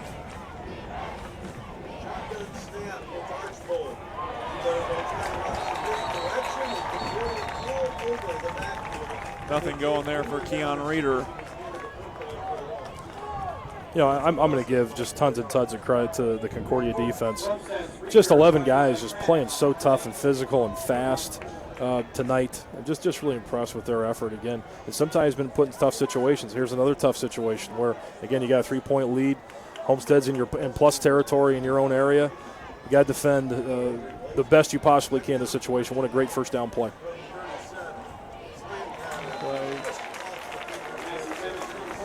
Incomplete there. And Homestead stalling a little bit there. Again, a little play there, a little subtle play. Nick Craddock just rerouting that receiver to disrupt timing to make that slant throw a little tighter window, a little disruption of timing there. Just a little play that doesn't seem like much, but makes a difference in the play and the result. Again, kudos to Concordia's defense, who've been outstanding all night. Big play here now, bringing up 3rd and 14. This is the time, again, if Homestead was smart, I would double Liam Fletcher. They did the previous time in the same situation on 3rd down. If they give him an island out there one-on-one, boy, he is really making some things happen with his pass rush moves. Has been very, very effective. May get it back to help here with the tackle on Fletcher. But he's a guy, I think he's got a little energy here and can really get into a pass rush. A bit of conversation all around the field here.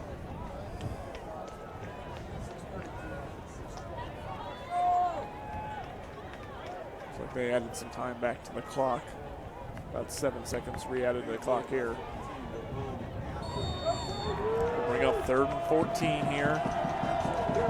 Marshall in the shotgun. Big play for Homestead. He'll take the snap. He'll find Reeder. But a big stop there. Great tackle. Reeder will get up past the original line of scrimmage. Now's the part of the game it's hard to see numbers. I think that's Craddock there, if I'm not mistaken, the outside linebacker. What a great tackle in space. He's really had a solid game tonight, too. I've not given him enough credit, but that's an outstanding one-on-one tackle there in space. That's a tough play to make, and he did. 4th and 7. Here's Archbold. He'll take check on the play. Joined in the backfield by Reeder. Still plenty of time to play, but this may be the biggest play. This might be the biggest play of the game here, Dan. Absolutely. Archbold will take the snap. Ball is big, huge play. Just incredible. I mean, again, Concordia just defense just answering the bell so many times tonight. Fourth down stop. You're put in a situation where, again, I know Jake Bird is just saying his blessings, giving blessings to those defensive players there of bailing him out of the one poor decision he's made all night. And again, bailed him out. Now Jake, I know, is excited to get back out there and get this offense moving again. If they can maintain possession here and just hold on to the football smartly, make good, solid decisions with it, move the football. Boy, we're getting in late in the fourth quarter here. And, boy, I tell you what, this Concordia defense has just answered the call so many times tonight. Big stop. Concordia takes over from their own 30, 7:41 to play. There's the handoff to Amir Drew. There's a fine line as a play caller here, Dan, of being conservative and too conservative. You got to make sure that you're obviously getting the clock to move, but at the same time, you can't put yourself in a situation where it's going to be a quick 3 and out. Again, you want the clock to move, yes, but you also want to have a little bit of aggressive nature to your play call to try to get at least a first down here so you can get yourself in a punting situation, again, where you can kind of pin Homestead deep. But right here in this area of the field, you got to be a little bit more aggressive, I think, here coming up here on second down. 2nd and 10. There's the snap. Look there. That ball's going to be incomplete. Getting well covered there in the slot. It looked like, again, my eyes are not great, Dan. Outside linebacker played very, very well there. I don't know if that's Cooper Christ, maybe. It's hard to see there on that far sideline. Again, I'm horribly nearsighted. Even my contact lenses aren't great. But again, really well played. And again, they're mixing up some coverage looks here for Jake, too. Again, Homestead's done a much, much better job here in the second half of giving those different looks to him and helping those corners on Kumari Henderson, Drew. 3rd and 10 here for Bird. If you're Concordia, need to move the sticks. Bird's going to look. All kinds of way to go. He's going to roll, and Bird's on trouble. And he's going to be knocked out of bounds. That looked like Austin Layton, the senior, that gave chase.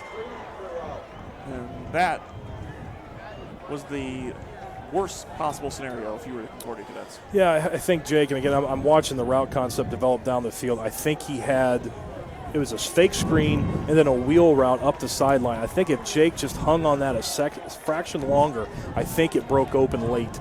And again, he may have gotten pressure to make him flush outside the pocket, but it was there. Again, I don't know if it was pressure that made him get off of that, but the concept was there. Hopefully Jake's okay here, too. Had a little bit of a injury issue. Hopefully it's just a cramp or something there, or got stepped on. Kind of a bit of a limp here. Bring up 4th down and 20. And obviously they're going to have to punt, and you're going to have to punt with not your ideal punter. Yep, Jake's the punter, so I'm not sure. I'm sure this has obviously been practiced. Looks like Jalen Vanderbosch. Not a bad punt. Nope. He gets rid of it. Good hang time. Tough one here.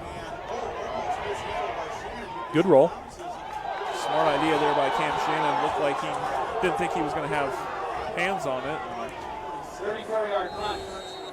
And we got a penalty, and I think that's going to be against Concordia.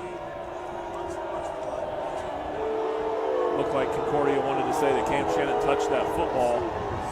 Boy, it's a tough one. Cam kind of ran up on it. And again, with an oblong football, that thing can roll and bounce anywhere. Did it graze a part of Shannon's body? Again, Concordia would have the best vantage point. The players on the field have the best vantage point for that. Didn't look like it to me from up here, but again, those guys on the field obviously have the best view in the house. The last thing you want to do right there is to give up field position of this Homestead team. And consistently, Concordia is giving up field position on just little mistakes there. Yeah, but again, can Concordia's defense answer? They've done it all night, time and time again. This is going to be the biggest one right here, Dan. I mean, this drive is this is the game right here, no question about it, with 6 minutes to go. Absolutely. Just over 6.5 minutes left in this game. Homestead will take over. That ball marked at about the 39-yard line for 1st and 10 after that personal foul on the punt return. And Luke Goody will be back in to play quarterback. We saw what he did at the end of the first half. Can he do it again here at the end of the fourth quarter? Goody in the shotgun. Beautiful sweep there. Conrad Kaizai will get around and he'll gain some yardage there. And it's kind of a double-edged sword for you. If you're Homestead, you want to score. You have to score. But at the same time, if you can take time off this clock and not give Jake Bird any more opportunities, that's ideal as well. Yeah, that's what you're telling your offense. I'm sure Coach Skelton, the offensive coordinator, is talking, to the offensive staff on the sideline and telling them just that. Let's be methodical in our approach. Again, we've got a pretty short field here, got an opportunity. Good mixture of run and pass. Good, our best football plays here in sequence. There you go to Trevon Taylor there. Another good one right there again. Kind of what really Concordia was doing most of the evening of going trips to one side, getting a single receiver over there on the short side and working one-on-one type routes. Soft covers, run the hitch. If it's a press covered situation, you can work the fade route or speed out. Those are the kind of things that both offensive coordinators have done a very, very good job of attacking all night. Just under 6 minutes here in this game. 20-17, the lead for Concordia. They have led the entire time. Homestead down to the Concordia 26, 1st and 10. Goody. He'll throw that one quick to Taylor. That's going to be incomplete and bring up second down. Yeah, just off rhythm and timing there for Jake Goody. You get that right foot, that back foot in the ground, so you have a good platform to drive that ball off of. Just out of timing there, just all out of sequence.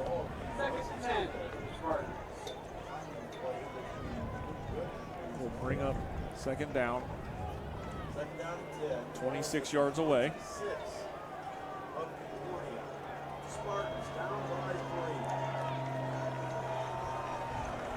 Here's Goody. He'll take the snap. He's going to look to Little, just over his head.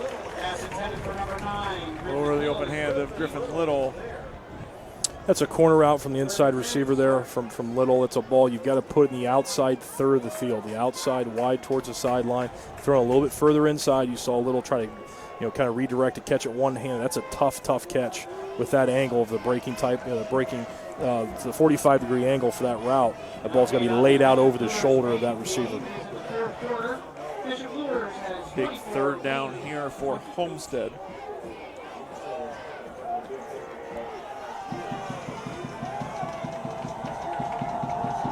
Here's the snap. Goody getting pushed out of the pocket. He's going to get rid of that one. Deep. Incomplete. Liam Fletcher again bringing the pressure.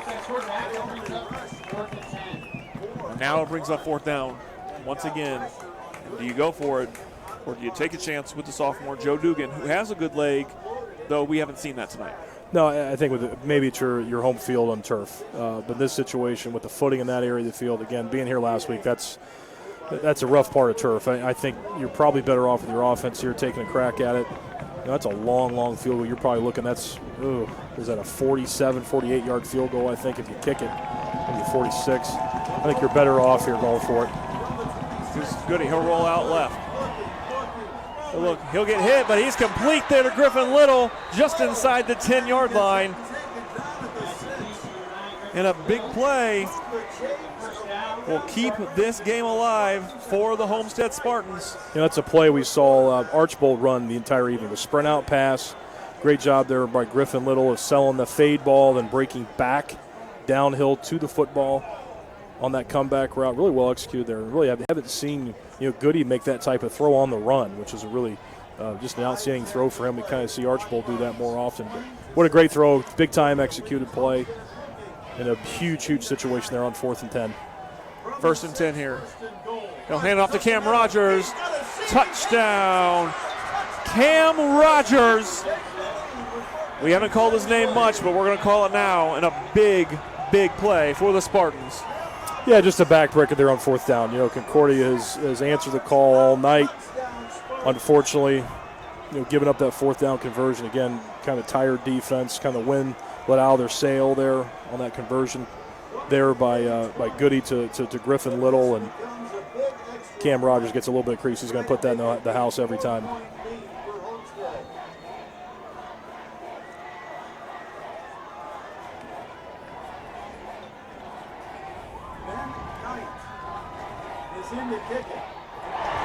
That kick is blocked, and that's huge.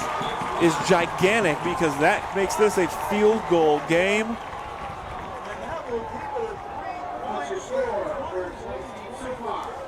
Boy, what a big situation. Now you've got a 3-point game, and this is what you dream of as a quarterback. This is what you dream of as an offensive player. You're down 3 in a game that you're probably, what are you, an underdog? A few scores probably if Las Vegas is making this line, and here you are in a dogfight. You had a lead at halftime. You've let it slip here, but again, you've got a great opportunity with 5 minutes to go. Down 3, to get an opportunity to make that last fourth quarter drive to win the football game. And that's what you get. That's what you want. And those are the opportunities you dream of as a little kid, as a quarterback and offense, to go do that. And I know Jake Bird is excited about this. You can see when that field goal was blocked, he jumped up in the air. I guess the ankle feels okay. He's excited about this opportunity, and it's going to be fun to watch this last drive. 4 minutes, 56 seconds remain on the clock. Concordia will take over. They trail for the first time tonight, 23-20 on the touchdown run from Cam Rogers. Gets his number called, steps up. He did that a lot last week. Hasn't had the opportunities this week that he did last week, but it makes the most of the one there. And now Concordia will have to play with their backs against the wall for the first time tonight. And again, if you're Concordia, you're talking about 4 or 5 plays in the passing game, and you still have opportunities to run the football with 5 minutes to go. So again, probably a good mixture of pass. I think you can come back to a couple screen plays that have been pretty good as well. But again, you got to find a way to get the momentum back in your favor.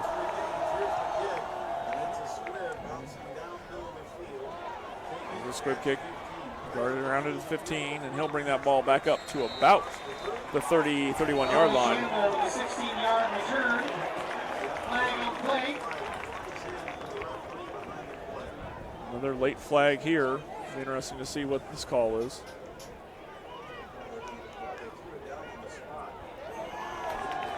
Personal foul against Homestead. A lot of personal foul. And I'm not sure as to why. You don't see a whole lot going on down there, but you see a couple of those times on special teams. Personal foul calls. Might have some sensitive officials to get their feelings hurt or something. I don't know.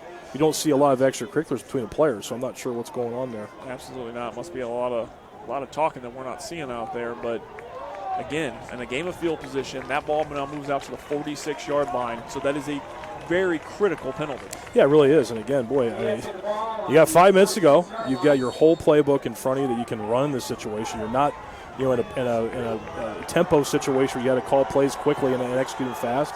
You can run your normal offense. There's Bird. Option over to Drew. Drew's got some room on the right side. Great first down play. Staple of the Concordia offense, the speed option play to get the ball out on the edge. Drew has had an outstanding night. I tell you what a tough guy for a young player. You just see him, take those hits and break tackles and play physical for a guy probably 15 years old. Very, very impressive in a game like this. Across the 50-yard line, that ball spotted on the Homestead 47 will bring up 2nd and 3. Just over 4 minutes to play here in the fourth quarter. Bird stays in the shotgun. He'll take the snap. Looking. He'll go to Drew over the top. That's going to be a first down to Amir Drew up past the 40-yard line. I love that call at second down there, Dan. The screen play. That's the 3rd time they've run it tonight. It's been successful all 3 times. Great call there on second long. Boy, Homestead was really looking to bracket Anderson Drew there on the perimeter, so worried about the passing game in that situation. Get those defensive linemen upfield, get the secondary and linebackers playing pass defense. Great time to hit the screen and well executed there. Excellent poise from Jake Bird. We've seen that all night, making that pass, avoiding the pressure of Homestead. I think you'll see a shot to Kumari Henderson Drew at some point here in this drive here, Dan. Bird's going deep. That one to Vanderbosch. That ball is incomplete. And there's a flag in the backfield. I want to tell you what, Dan, you won't see a prettier ball thrown than that one. Well, this is a personal foul, roughing the passer here. That's a big one. Huge, because great defense up the left side on Jalen Vanderbosch on that long ball. And again, a penalty, critical. That ball coming all the way up to the 23-yard line. Dan, it's the kind of time you think about Concordia scoring too quickly. It's just a crazy game. field position game that's really been a huge factor in the second half in particular. But man, oh man, just kind of crazier things happen in critical times. It seems like these penalties and things like that in situations to change the complexion of the game. 1st and 10 from the 23. Hand off to Amir Drew. He's going to get to about the 20. Again, Dan, like I mentioned, I think you got to be really, really methodical and smart here if you're Concordia. Again, just down 3. Just down 3. Again, now 3:20 to go on the clock. Good mixture of run and pass. Great first down play there. Again, this sophomore is something special. Just been a workhorse all night. I swear that he's taken every snap in the backfield tonight. I don't think he's been out one time, just doing everything. Pass protection, to run the football, catching screens, doing it all. Just down to 3 minutes. 2nd and 6 from the 19. Bird stays in the shotgun with Amir Drew right there behind him. Bird's going to take a shot there to Kumari Henderson. Drew, that ball is going to be caught, and he's out of bounds. Tried to walk the sideline, but stopped there at about the 9-yard line. But a great catch from Kumari Henderson Drew. Outstanding play again. Give your best player an opportunity, one-on-one. Great ball there by Jake. Great delivery. And again, I think if you're Concordia here, you're pretty smart. Keep the ball in bounds here. Get this thing to about 2 minutes or under. Then you're thinking of your best play to get Kumari Henderson Drew a one-on-one opportunity or an individual route for him to win a one-on-one battle. I think that's got to be coming here to win the game.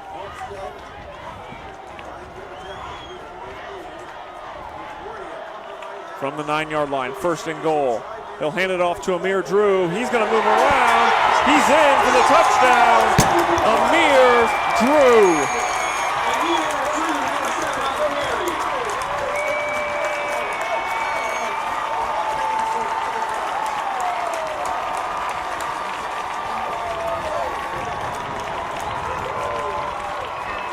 What an outstanding run. Again, this young man has been outstanding all night. Physical run, point of attack, has to cut back, inside, sees a little crease there to get the ball to the end zone. Just an outstanding play. Been a great player all night. Big extra point here. That is up. It is good. Concordia, a 4-point lead with just under 3 minutes to play.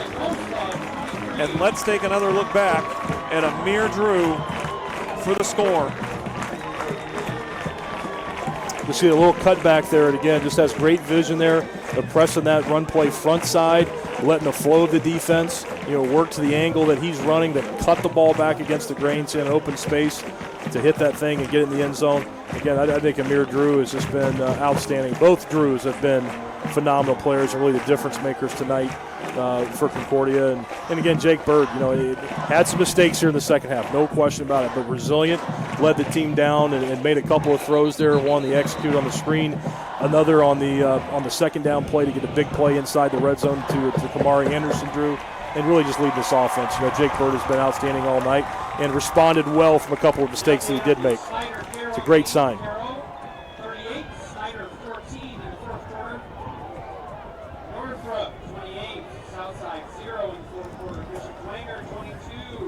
I think if you're Concordia here, you kick this ball on the ground. Kick it on the ground, play good solid defense. You can play more of your passive zone looks, play good pass defense. Get Liam Fletcher all excited about pass rushing here. That's what you got to do if you're Concordia and try to get out of this thing with a victory. Oh boy. Nice play there by Homestead getting on that football. Absolutely. That thing was bouncing there, and Concordia had an opportunity. Heck of a How about kick that? there. Again, I'm not so sure that was what Coach Manigault envisioned. Probably want that a little bit deeper, maybe 10 or 15 yards deeper. But again, boy, Concordia almost got on that thing. 2 minutes and 39 seconds. Good field position here for Homestead. And again, this is all about great pass coverage, keeping things in front. I think in the passing game, if you're on the defensive side for Concordia, and you got to get Liam Fletcher going in the pass rush. He's the guy that's got to make things happen here. It'll be Luke Goody taking the opportunity here for Homestead. They're dual quarterbacks running Goody and Archibald all through the night tonight. Goody's in the shotgun. He'll drop back. He's going deep.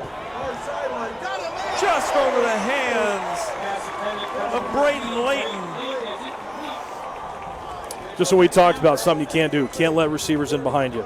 That was a one high safety coverage, kind of a gutsy move here in this situation. Homestead has to throw the football. So you had that one high safety. So again, those corners are on islands on the outside. A little double move, a little hitch and go.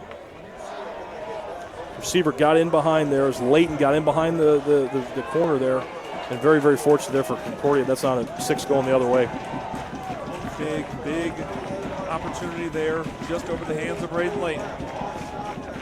2:33 left, 2nd and 10 from their own 38. Goody will take the snap. He's looking 15 there across the middle there. That's Conrad Kaizai. And he has the first down just shy of midfield. Yeah, good strike there from Goody to Kaizai. Attacking that little window there in the zone coverage. Got to be careful here for Concordia. You can't allow that big play opportunity here. 226, a lot of big targets. We've seen the option there to go to Kaizai. Braden Layton has been targeted. We know Trevon Taylor, Griffin Little. He'll take the snap. He'll hand it off to Cam Rogers. He'll roll right. Nowhere to go for Cam Rogers. And he's going to be brought down. Fletcher again there, Dan.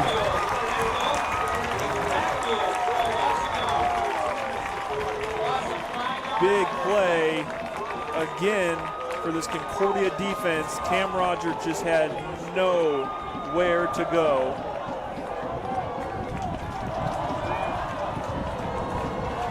This is the big play here.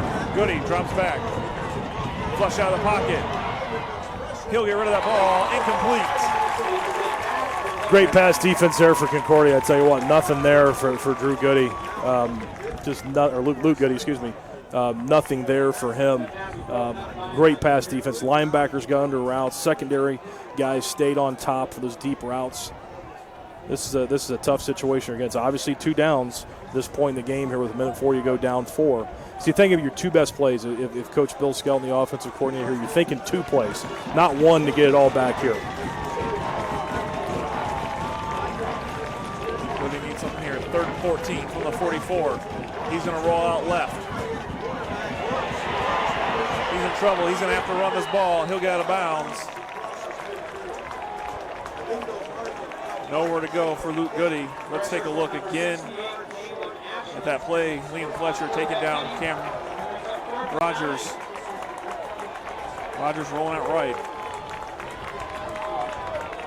Again, just Fletcher, just a tenacious player. Has been playing fast and physical all night. Has made huge plays. Big one right here on 4th down. He's got to get a great pass rush here. These interior guys have done well pass rushing here as well. Concordia showing blitz here. I wonder if they're going to get out of it now as Homestead is checking the play at the line of scrimmage. This is definitely a blitz look here for Concordia.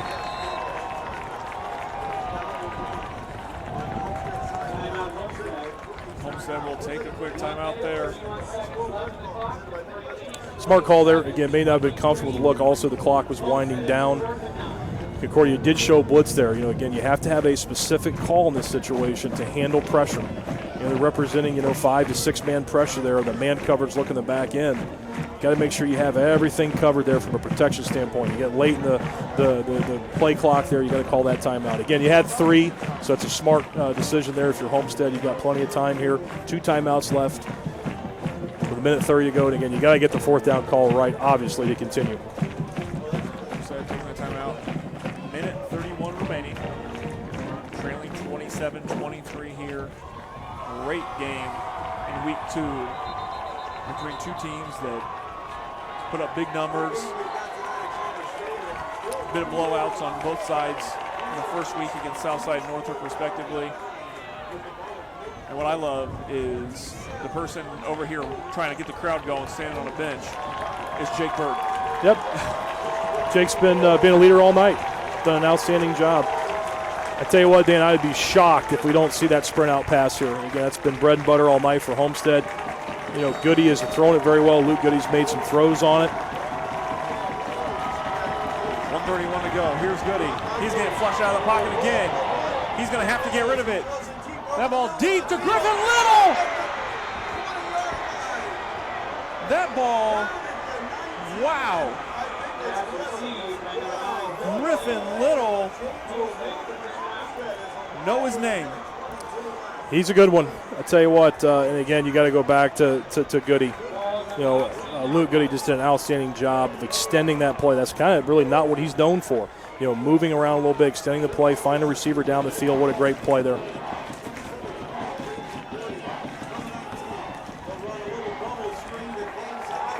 Will get some yardage there, maybe a yard. Yep, little inside tunnel screen there, really nothing doing there. The thing with those screens, you got to get the defensive lineman upfield, and actually defensive line for Concordia is tired. So not really getting a great pass rush here, especially those interior guys. That screen just worked right back in the teeth of those inside linemen.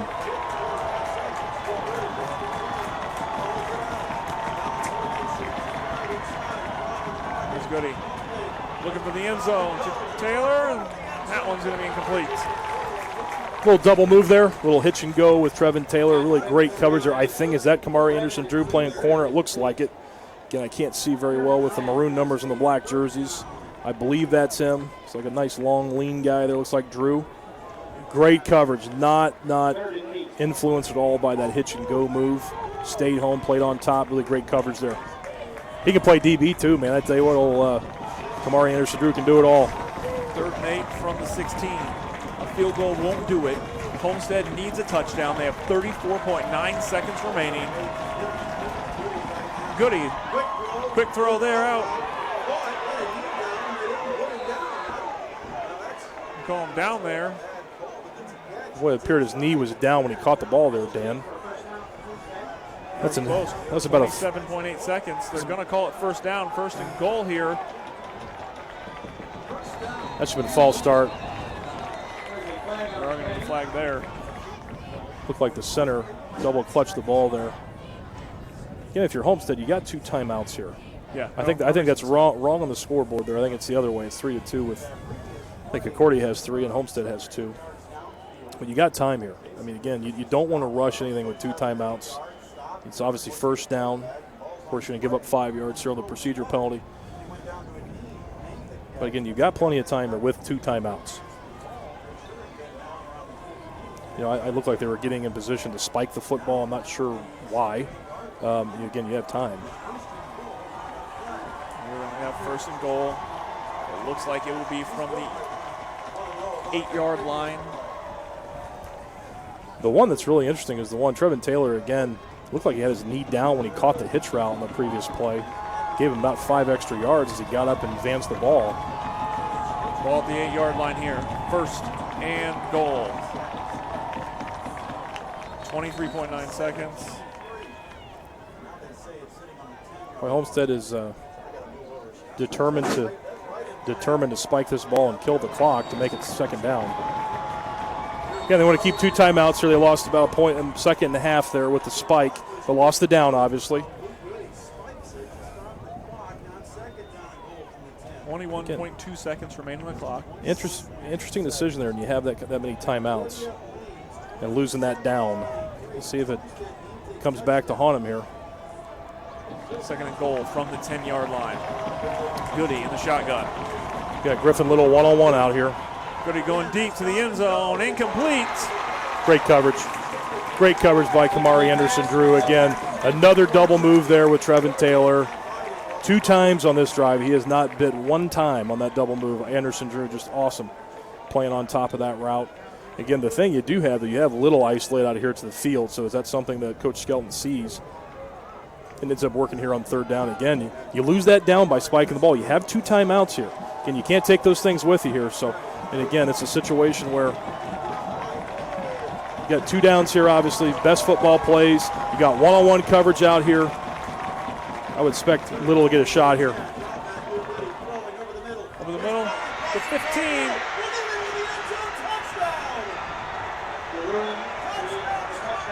Wow. What a great play. A little crossing route there.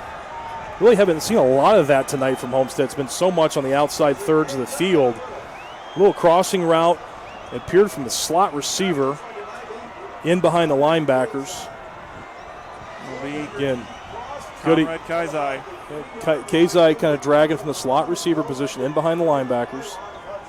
And find that little space just about the hash marker in that area as he worked across.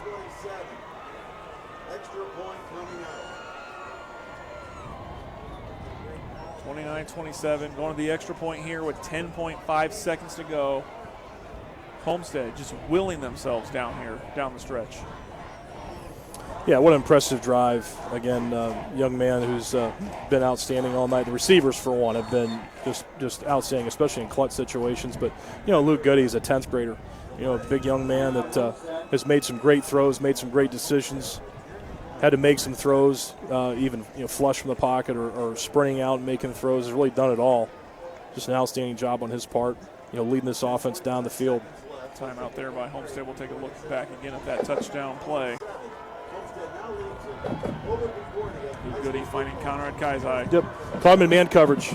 Again, Concordia is not a big man coverage team. In that situation, brought a little pressure, played a man under defense. So those crossing routes really kind of picked off those man defenders. That's why Kaizai just broke open there, working across the formation there. Really great job of Goody seeing that, understanding the coverage, working the concept versus man coverage, and just a well-executed play there for the score. Outstanding play again. What a huge drive there for Homestead, and boy, it's something you can build on for the rest of the year. A tough situation for Concordia. You certainly feel for them the way they've played tonight, but what an effort in this game against a 6A opponent, fighting the way they have all night. Homestead will go for two. Homestead goes for two. Goody the bullet. It's incomplete. Looking for Griffin Little.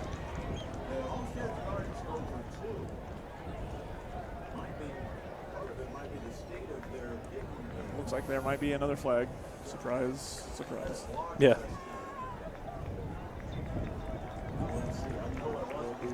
I think it was a little pick, a little offensive pass interference there. Looks like the inside receiver impeded the pass defender there, so it's an offensive pass interference. We'll decline it. 2-point game here. Boy, if you're Concordia, interesting to see what you're going to do. If you've got some type of play where you've got with 10 seconds, I think you probably try to get what you can in the return, then maybe try to get a couple throws. You got the guy to throw it, no question about it. There's not anybody better throwing a deep ball in the area than Jake Bird. So you're kind of talking about a couple scenarios. If you got a great, if you have a gadget return, something like that, I'm not sure. Again, the ball's probably going to be kicked on the ground, squibbed on the ground. But you look at an opportunity of getting the ball advanced as quickly as you can and giving Jake a chance at least to heave one to the end zone, because, again, he could probably get it fairly close. Again, you got a guy to go get it, and Kumari Henderson drew.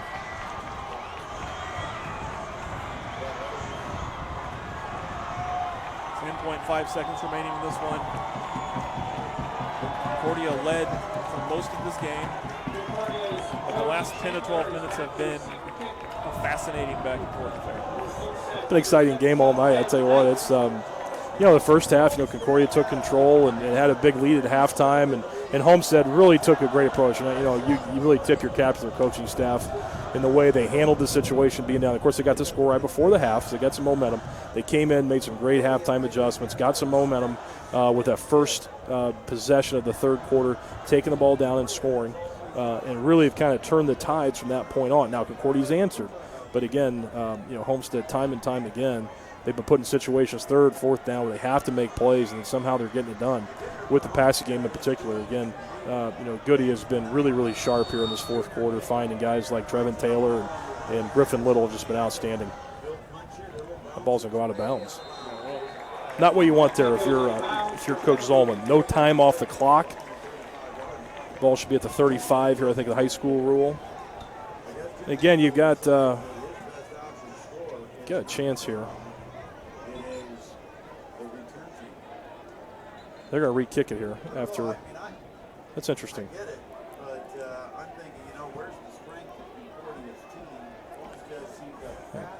Again, another squib here.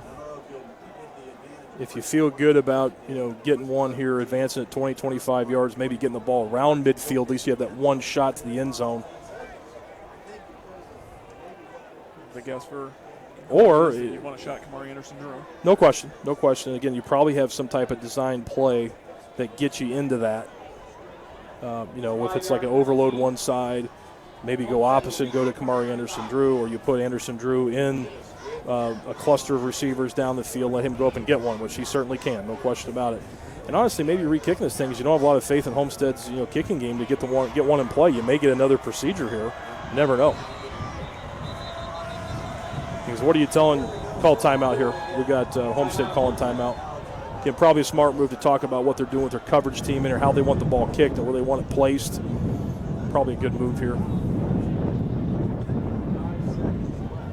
Homestead calling timeout. Just over 10 seconds remaining. Ben Knight, the junior kicker.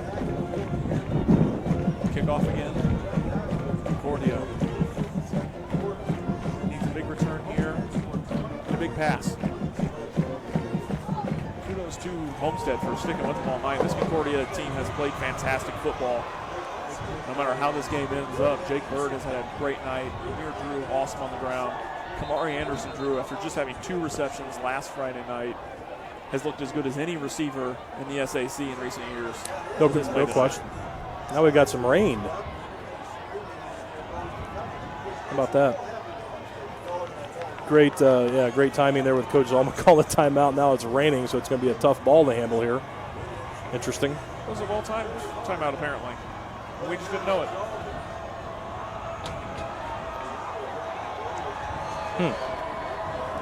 How about that timing? Interesting timing.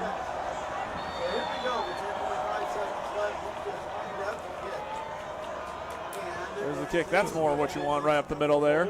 Really good job there of placing that ball. There's a crease. He's found a hole. Tackle there, sort of midfield. But it got you some of the space that you wanted there.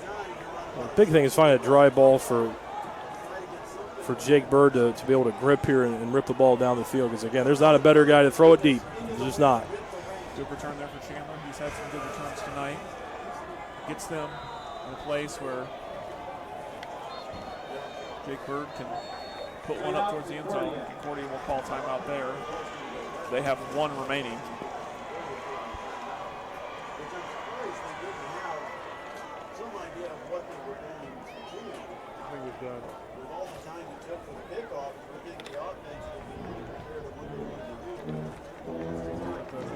At least short-lived. It's coming down now, still it's pretty light. Maybe they're good timeout timing here again with Coach Manigal calling one. Now the rain stops. You got to get a dry football here. That game, that ball's sitting right there in that grass. It's wet. They got a towel over. I see that's good move there. Good move there by the official, at least initially, keep that thing dry. Because, again, if Jake's got a dry ball, I mean, he can drive this thing. I mean, I've seen Jake Bird throw it 50 yards plus. He can get it there. And, again, if you've got some type of scheme here, to get a cluster of receivers down the field to give them a jump ball opportunity. Another thing you have here too, possible pass interference to get you, another shot at it. So there's a lot of different things that can happen here. So you get that untimed down on a pass interference. Biggest thing if you're here with Jake, you can't take a sack. You got to make a play on a throw here too, or near the end zone if you can.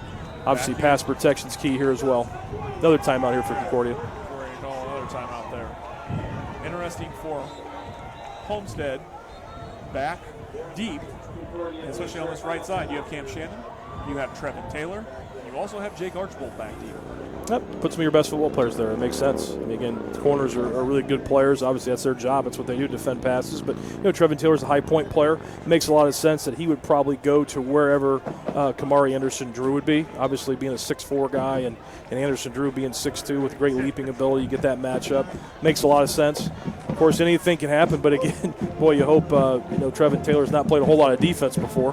But, at least in a jump ball situation, he can go do his thing, which he does so well, is go and get the football. So, probably the last play of the game here, unless, again, we get a pass interference or some type of penalty here.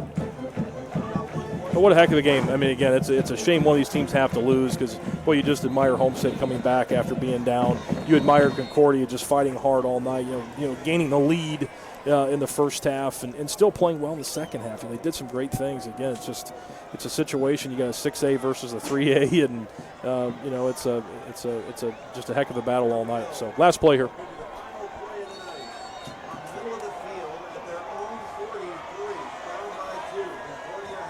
Here's the play. Bird back. They're going to look for Anderson Drew. He's going deep. That ball's up. Jump ball incomplete. it up. They took their shot to Kumari Henderson, Drew. And that was a great jump ball and a great opportunity.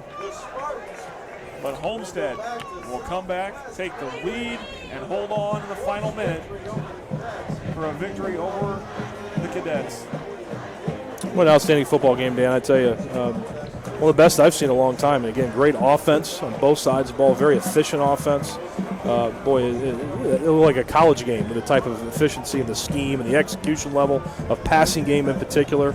I think it was just outstanding. Just great wide receivers and quarterback play all night.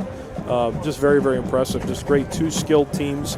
I tell you what, again, Homestead obviously still remaining undefeated, moving in through the conference play and all that. But Concordia is a team. Again, Concordia's had those years, state championship a few years ago. In 3A, they are going to be contenders, I can guarantee it.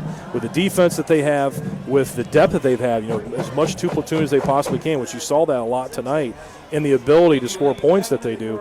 This is a team that will be a team to reckon with in the state level, certainly, and throughout the rest of the year in the SAC as well. Before we head to our final break, we're going to take a look back at not the touchdown play, but the play that set the touchdown up. Griffin Little making a big play here in the fourth quarter, getting Homestead in position for the score. Again, Goody, breaking containment there, making something happen outside the pocket. Again, not something he maybe is known for, but did an outstanding job extending the play. And again, you've got a great one-on-one player and multiple one-on-one players like Trevon Taylor and Griffin Little. Just give those guys an opportunity. They're going to make you look good as a quarterback, and I know Goody knows that. And just what a great play there by Little, one-on-one. Great play. Homestead finding a lot of success over the top. We're going to take one more break, and we'll be back with you to close things out. It's Indiana High School football on SummitCitySports.com. Kelley Automotive Group is simple, transparent, reliable. Simple. Our customer specialists make buying a car easy and fun. Transparent. Our price listed is the best price. No hassle, no gimmicks. Reliable. Buy with confidence and peace of mind. We work hard to ensure the best value however you shop. Choose from over 60 vehicles under $10,000. Visit drivekelley.com. The Kelley Automotive Group. Simple, transparent, reliable. Parkview Sports Medicine is an integrated sports medicine team. We're treating injuries when and where they happen and working to prevent them before they do. We believe the best care is coordinated care, helping ensure you get the individualized services you need every step of the way, offering innovative treatment techniques to get you or the athlete you love back in play. Reaching higher, pushing further. Parkview Sports Medicine. Game on. Welcome back to the Zollmer Stadium. 27-29 the final. Homestead pulling out the victory over Concordia, improving to 2-0 on the season, and now share the lead atop the SAC with just one other team, the Bishop Winger Saints. Those are the only two teams improving to 2-0 this week. Of course, 5 teams came in 1-0. Only 2 teams of those 5 winning here in week 2. So an interesting SAC season. 8 teams with victories here in the first 2 weeks. Only Northside and Southside winless to start the season. Yeah, again, it's the parity of the league. And again, I was the final score in the Snyder-Carroll game. I'm sorry, I heard there's quite a bit last bit of a lead. Yeah. 38. Yeah, so you upset there, obviously, and kudos to Coach Diane and staff at Carroll, the biggest win in their program's history, at least in the regular season, certainly. Just a huge win, and again, just talking about the parity of the SAC. What a strong league, top to bottom. You have some teams that. You can't sleep on anybody, no question about it, no matter what the situation is and what maybe prior history has told you. You've got to come out and play and compete every single week. Concordia, a great 3A school, but a 3A school, and a 6A Homestead program, who's a very, very strong program, had everything they could handle tonight, from the Concordia Cadets. And I tell you what, Coach Manigal has got to be talking to his team and singing their praises, the way they battled, the way they fought back from adversity at times, and again, what a great effort from their standpoint tonight, and something to build on for the rest of the year. Obviously competing in the SAC, and again, And again, big picture at the state level as well, because you can see a lot of good things that the Concordia Cadets have on this team. You know, some athleticism, great defense that rallies to football and plays physical, and then you got again a quarterback that make throws. So you know, you got to tip your cap to them. It's a tough game. You hate to see anyone lose this game, either team, because they played so well, both of them. And you know, if you're Homestead, you know, it's an eye-opener a little bit, a game that you probably are favored, maybe a few more scores than what the end result was, but at the same time, boy, you saw some positive things. And you got two good quarterbacks, and you've got some great perimeter players that can make things happen. So, and again, just there's good football in this city. There's no question about it. And there's a perfect example of that tonight with great efforts, you know, from both teams. And it's just one of those games you just hate to see somebody lose because it's such a well-played game. Pat, I guess it's been bestowed on me the ability to name a Parkview Sports Medicine player of the game. And I'm going with Trevon Taylor. There were a lot of great players tonight, but this play right here is the one that stood out to me as a huge play in this game. Yeah, Trevon had a great game, and again, boy, there's just a plethora of great receiver play tonight. As a receiver coach, which I am, it's fun to see. You know, these were just a great play by Trevon. Again, just that's his strong suit, go up and high point in the football. But yeah, you can't go wrong with any of those guys. And again, Concordia had 3 or 4 guys that were, you know, if they would have won the football game, that were worthy of that, you know, the player of the game. So yeah, just great talent. I mean, I'm just so impressed, you know, to come off of, you know, week 1 with, you know, not knowing what we had with both of these teams, because again, it was a little more of a lopsided victory for both of them in week 1. To come out in week 2 and really battle, and you saw great things from both teams. I mean, there's no question about it. And again, just a very balanced league, and it's going to be competitive every week. That'll wrap it up for us here today at Zollner Stadium. Week 2 of Indiana High School football action in the books. We'll be back all around the SAC next week on SummitCitySports.com. Thanks again to Pat Donnelly for joining me in the booth. Carrington Thompson on the camera tonight. Your final from Concordia. The Homestead Spartans 29, Concordia Cadets 27. It's Indiana High School football on SummitCitySports.com.